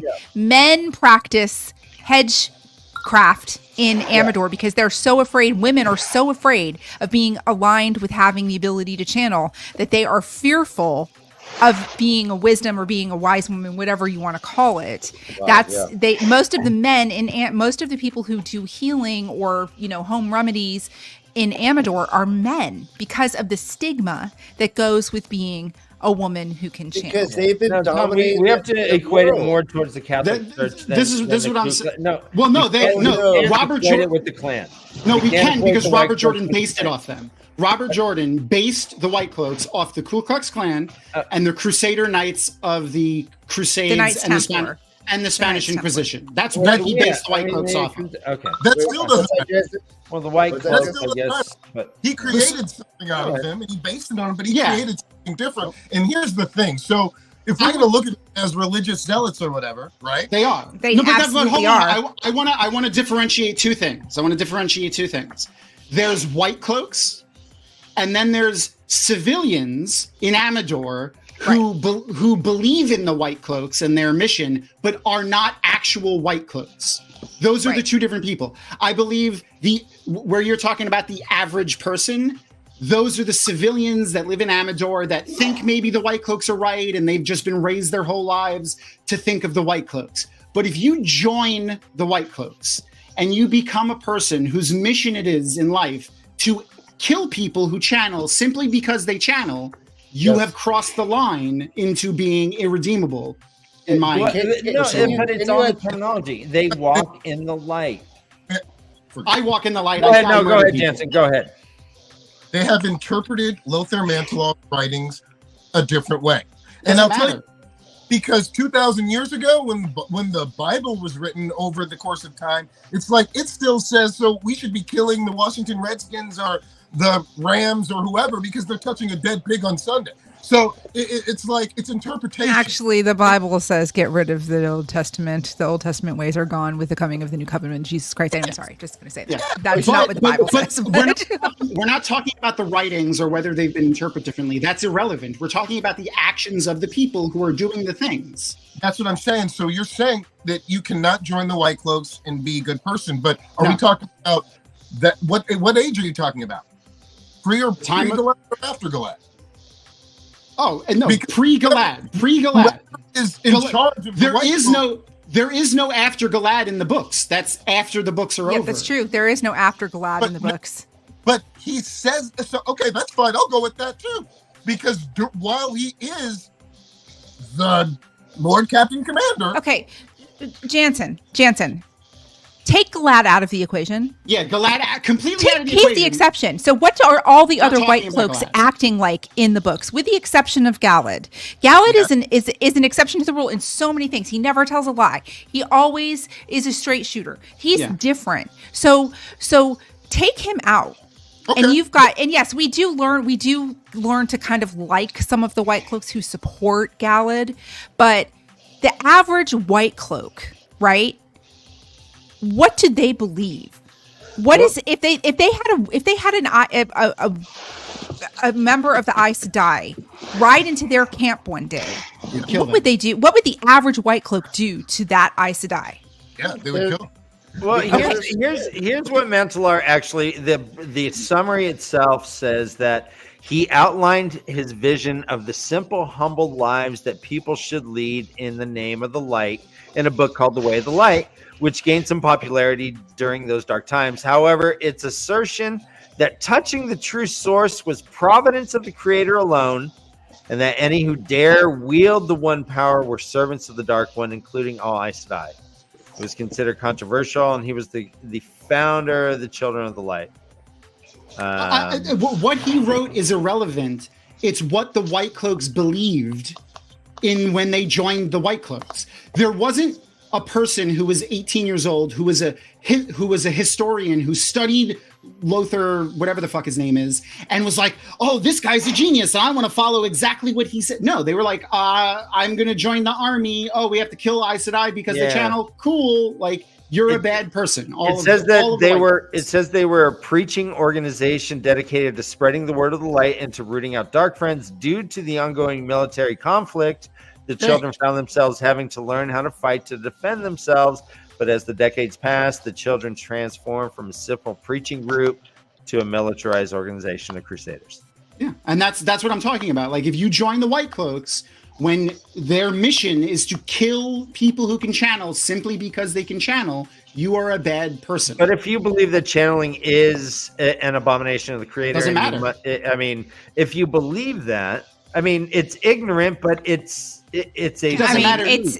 If you believe you should kill people, regardless of the fact, channeling is scary if you're ignorant. I would like to argue that Aes Sedai have done enough historically to cause a precedent to create concern amongst the populace. White men have caused a precedent to cause concern amongst the populace. Let's kill all of them. No. Well, maybe, but no. That's no. Like. You're talking about like a 0.01% of the population who absolutely have magical powers to incinerate you on the spot, to manipulate your they don't president. do it though. They do everything. Because we made them promise not to. Not abroad. The Aes Sedai don't do it. The Sea Folk don't do it. Yeah, but one Wilders don't do it. Aiel don't do it. They are corrupted and untrustable and will kill you on the spot because of black conduct. Who else in the world is addressing that problem? Well, it doesn't matter. It doesn't matter though. The Shan-Chan. You want the Aes Sedai to self-police? Like, no, like the Shan-Chan are addressing that problem. The Sharans address that problem in their own way. Go ahead, Jensen. Dude, so right now, every single nation, with the exception of Tarvalon, they kill every man they see who can channel because they're going to go crazy. But that's a real thing. That's not a fact. System. And they don't kill them. They don't kill them. They gentle them. Well, it was incorrect. How can they gentle them when they can't? The only people who can gentle them is the White Tower. Everybody else kills them. Everybody else, or sends them off to glory, or gives them the option to be. They have each culture has a way for dealing with men who can channel. But men who can channel, men who can channel going crazy is factual in the Wheel of Time. There's no way around it. System. But it is genocidal nonetheless. The White Cloaks take it to a different level. I don't think it's genocidal, and I don't think you can put it with the White Cloaks. Well, it absolutely is actually, because a genocide. That's not what a genocide is. Michelle's correct. Killing one person, when they talk about men who can channel, it's like one every bunch of years. There's like one in a 10,000 that can channel that they find. men who can and channel. That's not genocide. Thing. That's considered a noble thing. The white it's not noble though. Most of the Aes Sedai think it's bad. Most people think it's bad. White cloaks are the heroes of their own story. I think most of them probably feel like they're doing the right thing. That doesn't mean that it is a good thing. But they're not bad people. They are bad people. Yeah, I'm not sure. I think for the most part, I'm pretty sure. For the most part, they're not. They're misinformed. But doesn't matter. There's a line though. When you kill people, there's a line, regardless of if you were raised to believe something or not. I would never just kill people for no reason. I would never kill people. I don't believe this. Okay, but then so Tom, I'm gonna have to play devil's advocate here. Okay. Go ahead. The High Lords of Tyr. A commoner in Tyr commits a crime. Yeah. They're put to death because that's the way the High Lords rule Tyr. Yeah. That's the law. And they're bad people. All the High Lords are bad people. If they're okay with being put to death, yes, absolutely. No, that's how it did. That's how it's all interpretation because that's your interpretation. And I get that. I totally Wait, Trees. What do you got to say, Tree? So anybody who kills anybody is immediately a bad person, even if you it's kill self-defense. No, not if it's in self-defense. If it's for reasons like we're describing right now. Rand's a super bad person then. So if they think it's for good, like if they think that they're stopping a greater evil by killing this one person, she's right. That makes them a bad person. Yes. I'm from Haddon Merk. I'm from Haddon Merk. And I just killed unprovoked murder is murder, regardless of what it is. If it's provoked in a violent way, then you can respond to violence with violence in defense. But personally, in a perfect world, no one is killing any other person for any reason. So you're talking about a utopian society that'll never exist. Right. Well, it did for a long time. I mean, we are living in the wheel of time. It did for a long time. But it was broken. But even the utopian society in the wheel of time, because human nature it was broken. It was broken. There were so many because even Rand says that in his memories of Lews Therin, there was a lot of unrest and unhappiness looking back. And so he didn't know if society could have sustained itself, even if the Dark One hadn't broken free. He says that in the book. So human nature being human nature, there is a utopian society cannot thrive. Well, I also think that the Aiel were like a slave culture to the Aiel until the breaking. I think that's what they were. If you were born Aiel, you had red hair, you were a servant to an Aiel or Aes Sedai. That's what you were. We had this discussion already too. So I don't think it was a utopia. I think there were some dark sides. There were dark sides, but there were no people murdering people for the reason of their birth. That didn't happen. There's no description of that ever happening, and that's what we're talking about right now. Okay. But there are awesome. Yeah. Yeah. Randy goes evil. No, his comment before is why he said that. Rand had the Aielmen hung because of a law he set. Mm-hmm. Yeah. Well, he killed, but the Aielmen killed somebody. I think it takes a certain dissection of morality to rule any people, because you can't be a hard-lined moral, and that's what we've learned in every single story that we've ever looked at. In Star Wars, the Jedi were too one-sided. In the Wheel of Time, you can't kill the Dark One. Can you hear me? The world will be out of bounds. Yeah, now we can. So you have to have some degree of separation of. He went away again. You have to have some degree of separation in morality to be able to rule over a people, and not everyone is capable of doing that. That's why you could argue that. You could. I would like to successfully argue that ruling over anybody isn't a moral act. Well, there has to be society. Society needs some sort of rules and people to uphold them. There's no way to keep it. There's no way to keep it.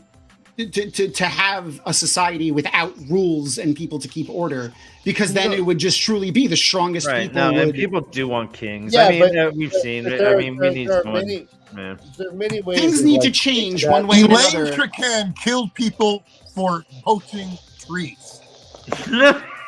And she's bad. That's bad. That's a bad. That would in that I would say she has made an incorrect decision, and that is bad.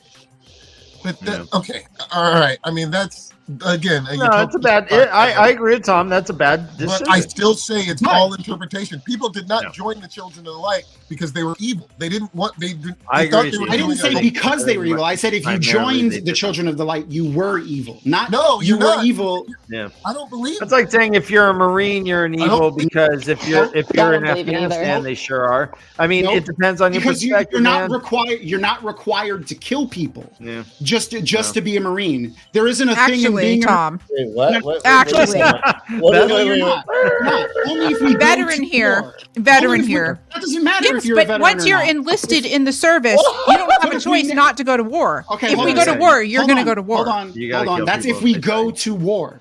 If we're not at war, there isn't a rule in being a Marine that if you see X person on the street, kill them, right? Okay, so Navy SEALs who get sent in to do a job. Again, that's during a war. It's not during a war. No, it's not during a war. They get sent in on ops all the time. People who drop drones on innocent people. They're being told to do that. It's not a war. Wrong. And that's wrong. And whoever does but that they're not is bad. evil. But they're not evil. They're trying to protect their way of life. No, and that's bad. This is the thing. You have a very idealistic view of what good and evil is right now. That's not the majority of how humanity works. That's the problem. I think killing innocent people is bad. Yes? Killing innocent people is bad. But if killing innocent people, and believe me, we'll have a conversation offline about this. But if you believe your way of life is impacted, so you're going to take action to prevent your opponent from endangering you. Does that make you evil because you have a desire of self-preservation? If you're answering non-violence with violence, yes. What if you see them like they got some rockets? They're like stuck. All right, we're getting into some rockets stuff here, and it's almost 8 o'clock. All right, you're right. We're going very long and getting off topic of. Yeah, that's why I'm saying if you're a white cloak, if you're a person who ascribes to murdering people because of the way they're born, if you prejudge people before you know them, which is what white cloaks are doing, you are bad. Huh. I'm not saying you've sworn to the Dark One, or your soul is being put into evil. I'm saying you are a bad person if what you're ascribing to is to murdering people based solely on the fact that of how they were born. Unless you're indoctrinated into it and you're born into it, and that's how you're raised, and that's the only way you've ever known it. I mean, that's still bad. There's got to be a line somewhere. Tom, have you ever heard of North Sentinel Island? The what? Yes, I know about North Sentinel Island. Yes, the island that is untouched by everybody. Are they evil? I don't know. I don't know their morality. I think all of the ones that just murder people before they even have a conversation with them are bad. Yes, I think they're bad people. Yeah. All right, so was Robert Jordan bad as a gunner in Vietnam? Is he a bad person? That's different. We were at war. That's just what we're talking about. I don't know. No, we're not. I'm talking about ascribing. Okay, so Tom, what if the white cloaks believe that they're at war with the Aes Sedai? They're fighting a war against the Aes Sedai all the time. The Aes Sedai are a weapon. Aes Sedai are weaponized. They're not. They are. The fighting doesn't have to mean physical violence. Fighting, we're in Cold Wars all the time. That's still fighting. It's a different form. We don't kill people. So, but if a white cloak believes that it's if a Aes Sedai is a weapon waiting to be unleashed, a human walking, talking weapon of mass destruction, and it is their duty to protect the world from that walking, talking, killing one person to protect tens of thousands of people if they choose to use the power on them. That doesn't necessarily. That's just a different theology. That's a different philosophy. It's an evil theology. It's a bad philosophy. It's misguided. It's not evil. It's misguided. It's bad. It's misguided. But I don't think it's evil. Evil misguided is soft language. Hold on. Misguided is a soft language to use for murder. Misguided is But they're not thinking they're committing murder. They're thinking that they're saving people. but they're thinking that they're saving They're thousands of saving people by thousands of killing that people. one person. Exactly. It's just That's- so what, were we evil? Was the US government evil for sending people in to kill Saddam Hussein or selling That's people different. in? No, but it's not. Yes, it is, because It's not Saddam in the Hussein- eyes Hold on, let me finish my Not in the eyes sentence. of Let the me white finish my folks, sentence. right? Yeah. Let me finish my sentence. Saddam Hussein killed thousands of people already. He did it. But he didn't kill thousands of Americans. He killed thousands of people that we should have as a he killed thousands of people. It is everyone's duty to make sure he doesn't do that again. And Aes Sedai did not do that. That Aes Sedai didn't do that. How many people That's did the true. White Tower kill? The White That's a good Tower question. isn't every Aes Sedai, and they don't do it. but indiscriminately. the Aes Sedai are representatives of the White Tower. That's the thing. Right. So if you find a soldier, the soldier didn't kill 50,000 That's the people. definition of collective punishment, which is a war crime under the Geneva Convention. Just But the White Cloaks don't live by the Geneva Convention. None of the countries live by the Geneva Convention. You're ascribing our real world things to them. So that's what I'm doing. If you want to talk about it just in the world of the Wheel of Time, we go back to Aes Sedai and White Cloaks. The Aes Sedai, the average Aes Sedai is not Saddam Hussein. They did not kill people yet. But in the eyes of the White Cloaks, they are, is what I'm And saying. they're wrong. In the eyes And of they're the White wrong. Cloaks. If an Aes Sedai did But kill is thousands of being people, wrong? Does yes. being wrong equate to being evil? No. If it's killing people, No. yes. Tom, I go to North Sentinel Island, right? They let me in. I become friends with everybody in all the tribes. Let's stop. Let's stop They all putting- die from a Wait, let me disease make they a get. point. Let's stop putting our own world into the Wheel of Time and just talk about it in the sense of the Wheel of Time, because we can keep talking in a circle and I'm going to keep disagreeing with you every time. You're never going to rationalize killing people for no reason to me. I'll just tell you right now. We'll go this way. So there was a very good chance, a very, very, very, very good chance that when Gnome's brother figured out that Moraine was an Aes Sedai, Lan was going to go kill him. Yep. And Moraine said, no, don't do it. But Okay. she was thinking about it. So Yep. Okay. would Moraine have been evil for killing him so no one found out that she was an Aes Sedai and hindering her? She would have quest? been 100% wrong for doing that. Yes. But would she have been Okay. evil? I don't know. But you're saying the White Cloaks are. Her What do you belief mean What by do you evil? mean by evil? whatever I can to get rid Yes, that would have been an evil act for her to have killed somebody for solely because she found out that she was an Aes Sedai. So there's a Yes. difference between an evil act and being evil. She would have been evil. If that is that what you want me to say? No, I'm just saying what I'm saying. All I'm saying is I'm that saying it's that gray area. It's interpretation. it's That's gray. It's very gray. But this is what I'm talking about is joining a cult whose purpose is to kill people, and Okay. somebody trying to perform a duty to the world in a sense of a real tangible thing. Moraine's mission isn't a belief system that some dude wrote in a book. It is trying to guide the Dragon Reborn to the last battle. Then what They're is the two different things. Like, The White Cloaks are dumb. Yes. what is And the they're the worst. To me, they're kind of militia-ish. what is Yeah. what You is know. the Christian cycle? Actual prophecy. It's not a belief. Right? Actual prophecy. Actual But the prophecy. So prophetic if things I in the don't Wheel of Time are believe that real. prophecy- if I don't believe that prophecy, You're wrong. okay, that's your interpretation. No, it's not an interpretation. This is where the argument falls apart. Prophecy, prophetic things, actual prophecy in the Wheel of Time isn't a belief thing. It's The real. very fact that there was a bow of the will tells me that you're wrong. Yeah, We don't know. We don't know. Everyone has a prophecy. No, that's not true. That's not true. We don't know. Yeah. We don't know if Bow the Willed prophecy was real prophecy. We never. That's my point, Tom. It's Okay. all about interpretation. It's not Right. interpretation. Not when a person actually says the prophetic thing and it happens. In the case of Guitar Morso to Moiraine, Sure, That's that's not the Carathian cycle. The Carathian cycle is esoteric. It is poetic, and people are struggling over its. And the only reason we also see that hold on real fast. Okay. We also see that when in the beginning of a lot of these books, they are based on translations that are not necessarily reliable. Can I ask a question based on that? Sure. Point me to one other person other than Moraine who is killing people to complete the Dragon Reborn's quest. One other person before Moraine and after Moraine who is unaware that the Dragon Reborn is a real person who exists. None.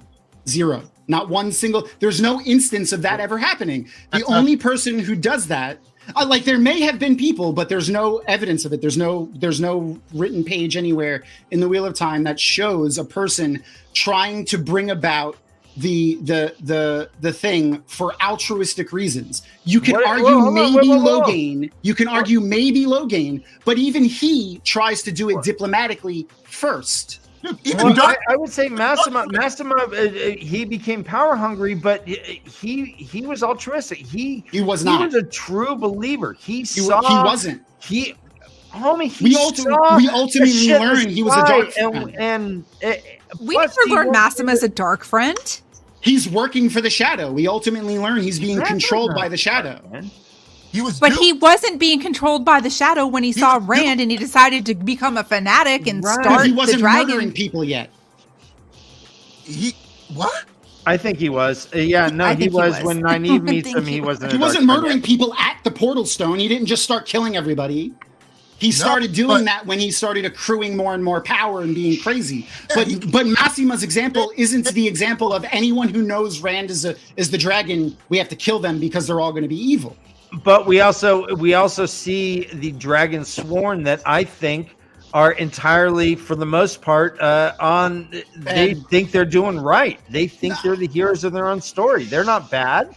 They think that they're fucking rooting out Darkfriends and doing the shit. I mean, it's again a gray line. It's a gray line with the Dragon Sworn. It is not a gray line. You can't compare the Dragon Sworn to the White Cloaks again because but the deity that they worship in the Dragon Sworn is real, and the one for the White Cloaks is not.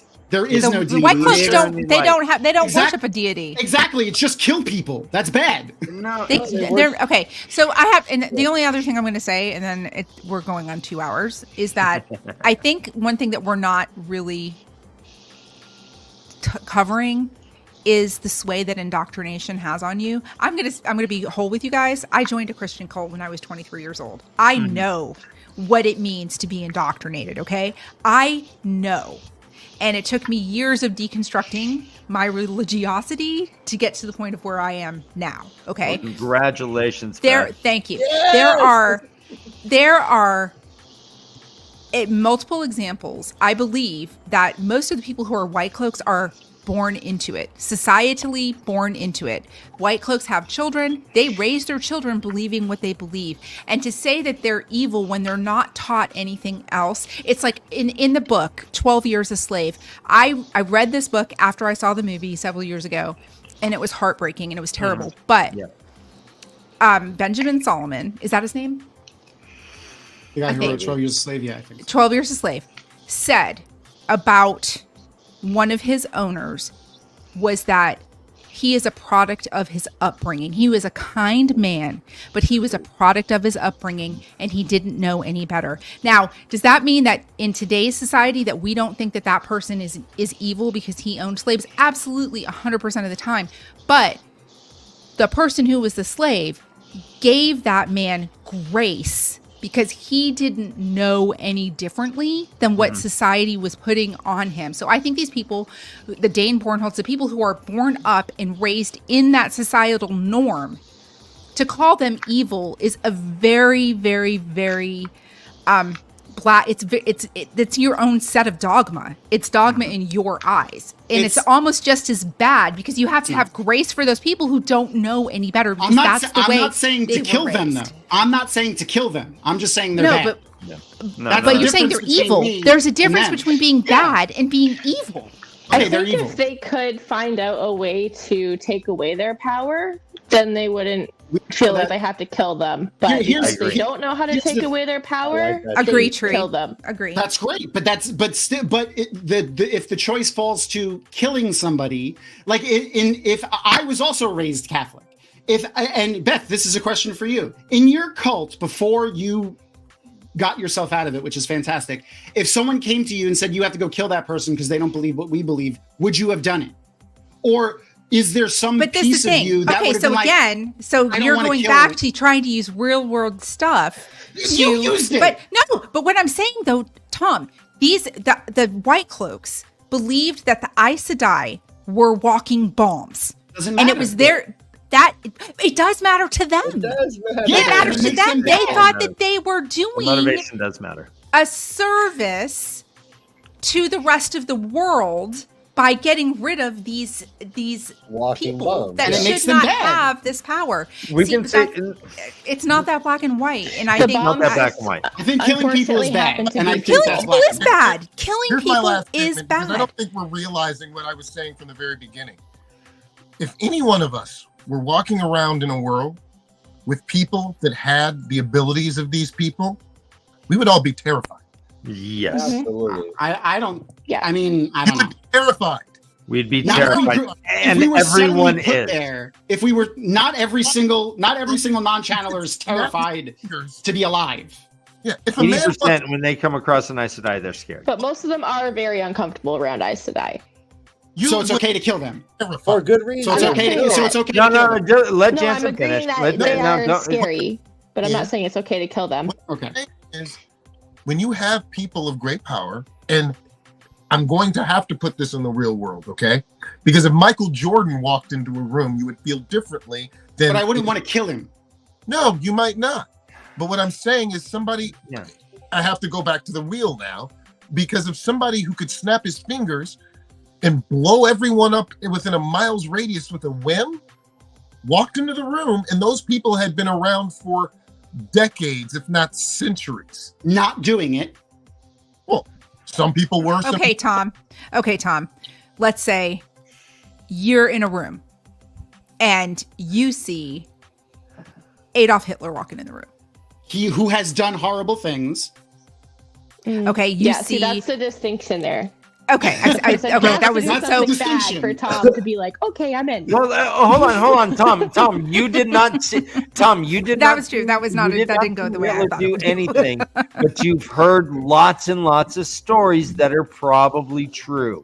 So hold on. You I didn't would see, need the facts you myself. didn't- so you see I him have a come in. point You didn't when see you're him do anything. You just know of his reputation. Which Does he have a reputation for killing 6 million people? Then yeah, he should die. What? Yeah, But you- I said I have. grew up But in it's the- not. But again, you're saying a singular person who has done a thing and collectively punishing an entire people because maybe they can do a thing. Those are the two differences. That Tom, is where I draw the line. Tom, if you grew up in this world, right now, there are 85 to 95% of the things that you know about this world right now that you wouldn't know. Okay.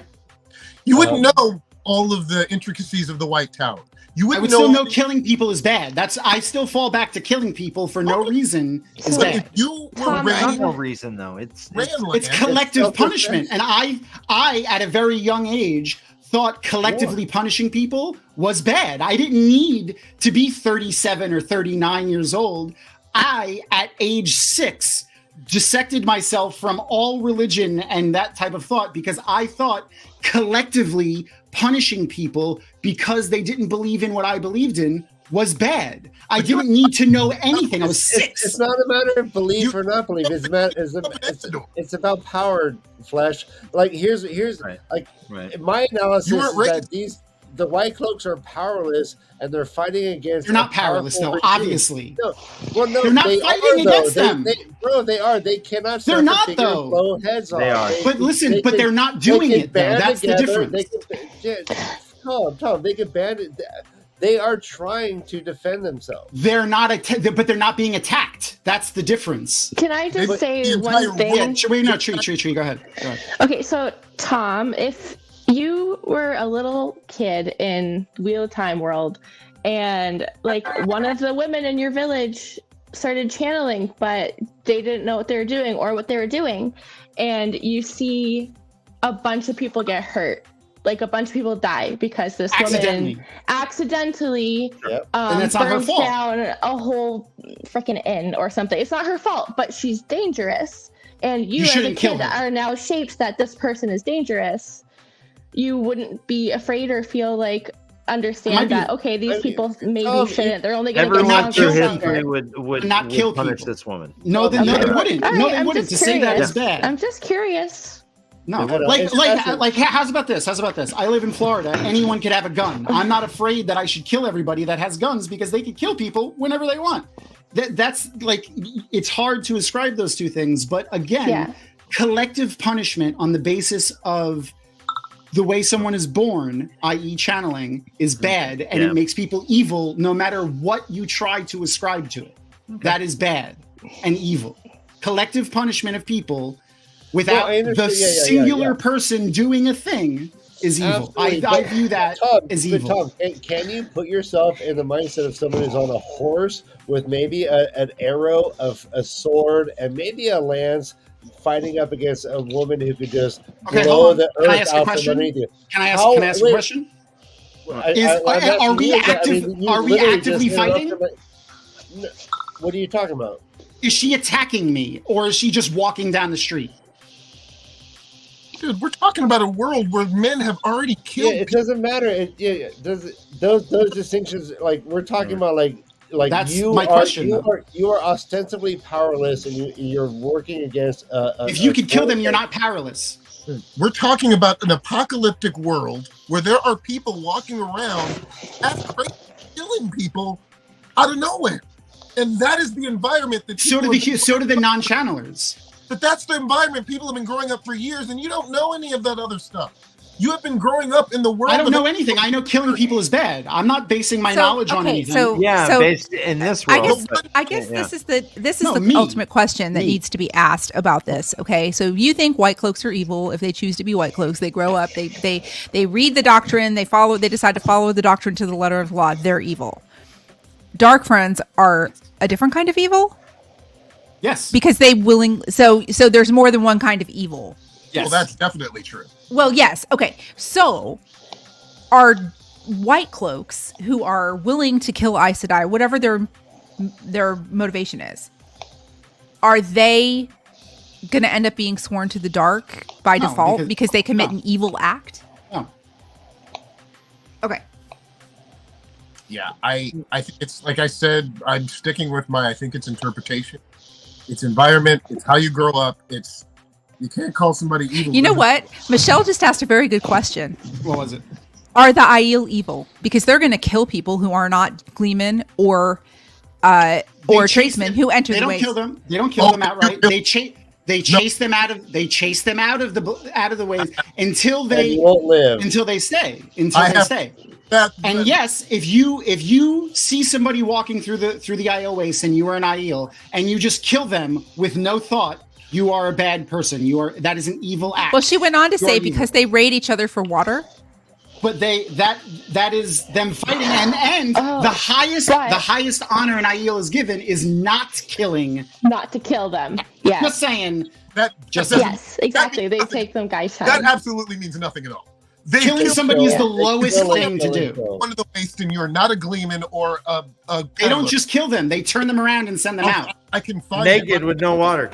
But they would kill tree killers. The only reason they were at war with them, and that is wrong. Again, collective. But they weren't at war with them. They were not at war with them. Let me finish my statement. Punishment. Let me finish my statement.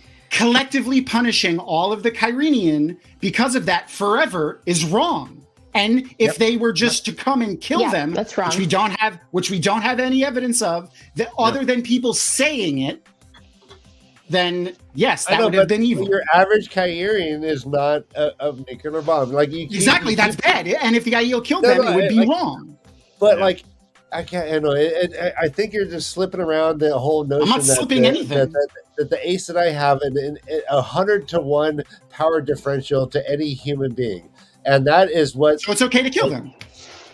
Well, It's okay to be afraid of them, though. if you're like an ignorant savage, yes, it makes sense. Like that's what we're talking about. Like it just what people like They're not ignorant swords. savages. Compared to the Aes Sedai, they are. They're common villagers with a sword. They wear plate mail. They're on horseback, bro. Like Listen, if they're able to kill them, then there isn't as much of a power dynamic struggle as you think there is. All right. I think we've attacked this. I want to get back to Darkfriends. Let's wrap this up. We gotta wrap it up. Go ahead, Jensen. My time limits. absolutely, we're stretching it on. We're gonna end this. We're gonna end split. Go ahead and split. I just want to see who your favorite dark friend is. Everyone knows mine. Millie Skane. She's mine too. She's mine too. I hope that little girl and never mind. Yeah, I like I have a niece who's a little girl, and she reminds me of Millie Skane. That's what I was going to say. And I agree with that. Tree, do you have a? You're so wrong. Of course, Tree. Team Pater. Team Pater. And you know what? Like, I actually have a soft spot for Pat and Fane. I actually feel sorry for the guy.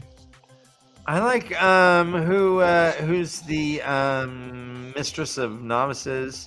I like her. Sharon. I like Sharon. Mm-hmm. Awesome. Oh, Dale Henriksen says Pat and Fane.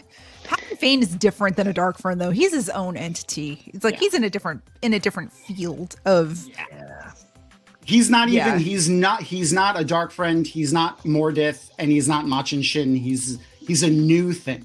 He's transcended to a higher plane of vileness and depravity. He's a Tom All Brady. right, Jansen, you got to go. Hey, let's say goodbye to everyone. Jansen, if you have anything to promote, we're all good. We'll see you later, buddy. No, not yet. Strike will be over soon. I know it. I can't wait. Can't wait. You have a lot. Love that guy. Bye. I miss him. I missed him already. Love that guy.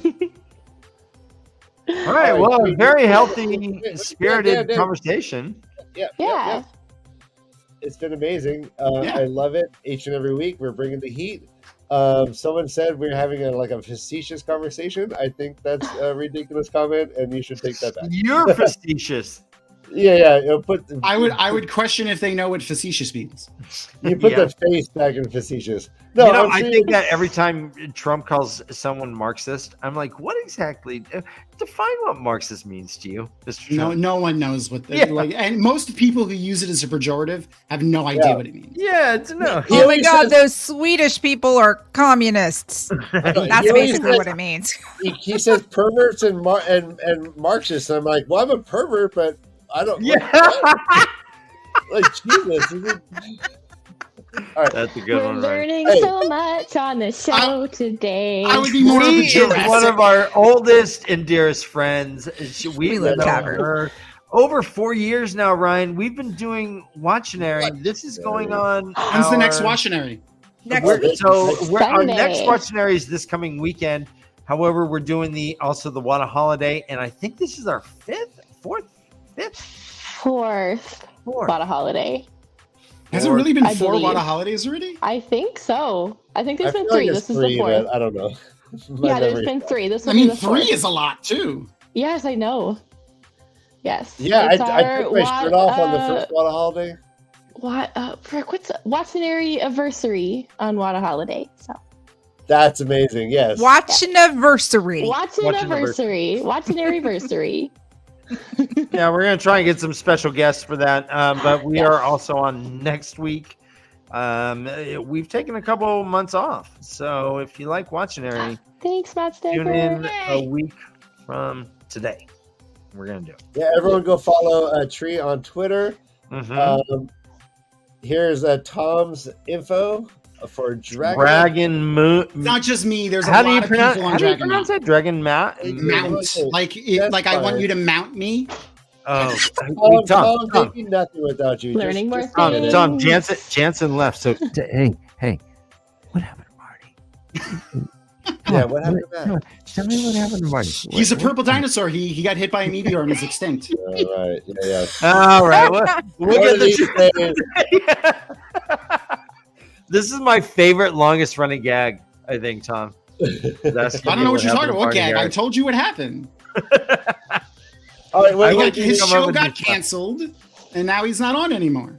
Tom, Purple Dinosaur. what do you have? Do you have anything coming up to promote for our? Yes, tomorrow we're going to be watching episode 3 of season 1 of the Wheel of Time with Twatcast, Jono, and Joe. Oh, We're boy. sticking with Wheel of Time because Dragon Mount Wheel of Time, the Wheel of Time show is a Euro property. We're scrubbing the company that shall not be named so that we're not promoting them as much as possible to follow with the SAG after strike. Usually when we rewatch a show, it's, like random shows. We've done a lot of different shows, but we're sticking with Wheel of Time. So we're going season 1 into season 2. And tomorrow it's going to be Joe and Jono from Twatcast. Maybe Tom. We'll see. Tom, you guys actually have a little personnel change at Dragon Mountain as well, right? Oh yeah, it's been like I've known about it for a while, so I forgot that she just. Yeah, I think it was just released last week. yeah, she just announced it. We got a whole new social media team. Kevin Angus, grade A Kangas beef, aka Nipple Trollic, aka a beautiful, sexy man. Waygates of Trollic nipples. Yes, Grace. Of Bane and Threefold, Bane and Chiad, Threefold Talk. My wife, Erin. My wife. My wife. They're all now members of the social media team over at Dragon Mount. I think there's a couple other people that I'm forgetting too, because I wasn't prepared to say that because I forgot that we just announced it because I'm a terrible person. Those are the 3 I remember, Tom. Yeah, there's more. There's definitely more, and I feel bad for not saying who they are right now because I'm terrible. Max is another one. He manages the Discord channel. There's a lot of people, but we welcomed a whole new group of us of our social media team. So you're going to be seeing a lot more cohesive things that I don't write and misspell coming up on the Dragon Mount social media. Yes. Well, if you need a director of Puppet Matters, he's over there. I'd like to submit. Well, he works directly under you, obviously. Literally. No, this is nepotism at its worst and best. God damn it. Felt Tom deserves it. As always, he takes all of his orders from you. All right, now Beth Domon. Here you can find Beth on her Twitch channel. Do you have anything coming up for the audience? What game are you playing? I am currently diving back into Horizon Forbidden West, which is a post-apocalyptic dystopian world. Aloy would be Aiel if she was in the Wheel of Time universe. And Tom and I are going to be playing Destiny 2 tonight. We're co-streaming, and we're going to be playing some Destiny 2, diving into some futuristic, also post-apocalyptic, about 300 years in the future. Going to be actually probably more than that at this point. Probably 800 years in the future, I think. I can't remember. It's been a hot minute, but Destiny 2 is amazing. And we're going to go pew some pixels. And so... and I have almost 1,000 subscribers to my YouTube channel because I'm doing reaction videos. I just finished the... can I name a show now? Because... Jensen's gone. I've been reacting to the One Piece live action show on Netflix, which is almost as good as Arcane was for me in 2021. I think this show is one of the best shows I've seen in 2023. It was so well done. I don't know anything about the manga or the anime, but I've gotten just hundreds of new subscribers and One Piece fanatics. I mean, and I can see why. I can see why. Like 12, like almost 1,300 episodes or something. Yes, it's crazy. Yes, it won't end, but apparently it's one of the greatest stories ever told. It is. Actually, there's a lot of crossover in the Wheel of Time community. I've had multiple people tell me on Twitter and comments in my my reaction videos talking about how One Piece is the Wheel of Time version for manga and anime. Like it is that it has that big of a fan base and it's that influential on people. And I can definitely see why just after these 8 episodes of TV. It's been amazing. And so tell me what to watch next. Whatever you want. The Sopranos. I think back episodes are the way to lead. Yeah. React to old react to the episodes that we've been on. Oh my gosh. I'll just toss this out there. My gamer tag is Brother Dan on a PS5. I need to add you as a friend. And Ryan, I got my PS5. I got it set up. Ryan has been so unavailable. He's on a different time zone. We don't play together yet. So, guys, add me. Go ahead and ask a friend. I'll add you. Right now, I'm playing Call of Duty Modern Warfare 2. I don't play Call of Duty, but we can play other games. I do have Baldur's Gate locked and loaded, ready to go. I'll play Baldur's Gate with you for sure. Tavern. I'm going to be playing Lord of the Rings: Return to Moria. Beth, if you, I don't know. If I have to be a dwarf, I'm not going to play that game. I will play. I'm going to be playing. I'm racist against playing dwarfs in games. I admit it. That's the only thing I'm racist about in the entire world. I'll play a halfling. I won't play a dwarf unless it's Dragon Age, because Dragon Age dwarfs are different than any other dwarfs. Speciest. You're right. Speciest. Yes, I'm speciest. All right, yeah, and as Mr. Stovey says, pump that like button, you fucking sluts. You sluts. Hey guys, I love you. Thank you very much for hanging out. Tree. I love you, Tree. I love you. Guys, so dressed up for Halloween. Forever. Thank you for letting me come hang out with you guys. That was fun. Of course. Dress up for Halloween. This is the one time of year where it's cool. You can answer your door dressed as a little Bo Peep. It's fine. Do it. All right, we're all dark friends once a year on Halloween. Everyone have a safe holiday. Check your candy for knives and serums. Yeah, take it to the emergency room. Have them X-ray your apples. Make sure there's no razor blades. Yeah, have a safe. Those were the days. Those are the good old days. We did that one time. We went, had our pillowcase. They ran it through. We had radiated candy. What? Nice. Yeah. It took 10 years off our life eating all that candy that was extra. Did you glow green? I need those 10 years. You know. Yeah. Yeah, you could see the candy as it went down our esophagus. It was good. Yeah, glow in the dark. It was looking for like safety pins in a Snickers bar or something. I discovered, by the way, they have white chocolate Snickers, and it is now my favorite candy. I need it. My favorite candy now. It's fantastic. I love candy. Yeah, love you, babes. Okay. All of our friends. chat are babes. Everyone Go be a dark friend. Everyone, go be a dark friend for a week. And we'll see you next week for Watchnary. Good night, everybody.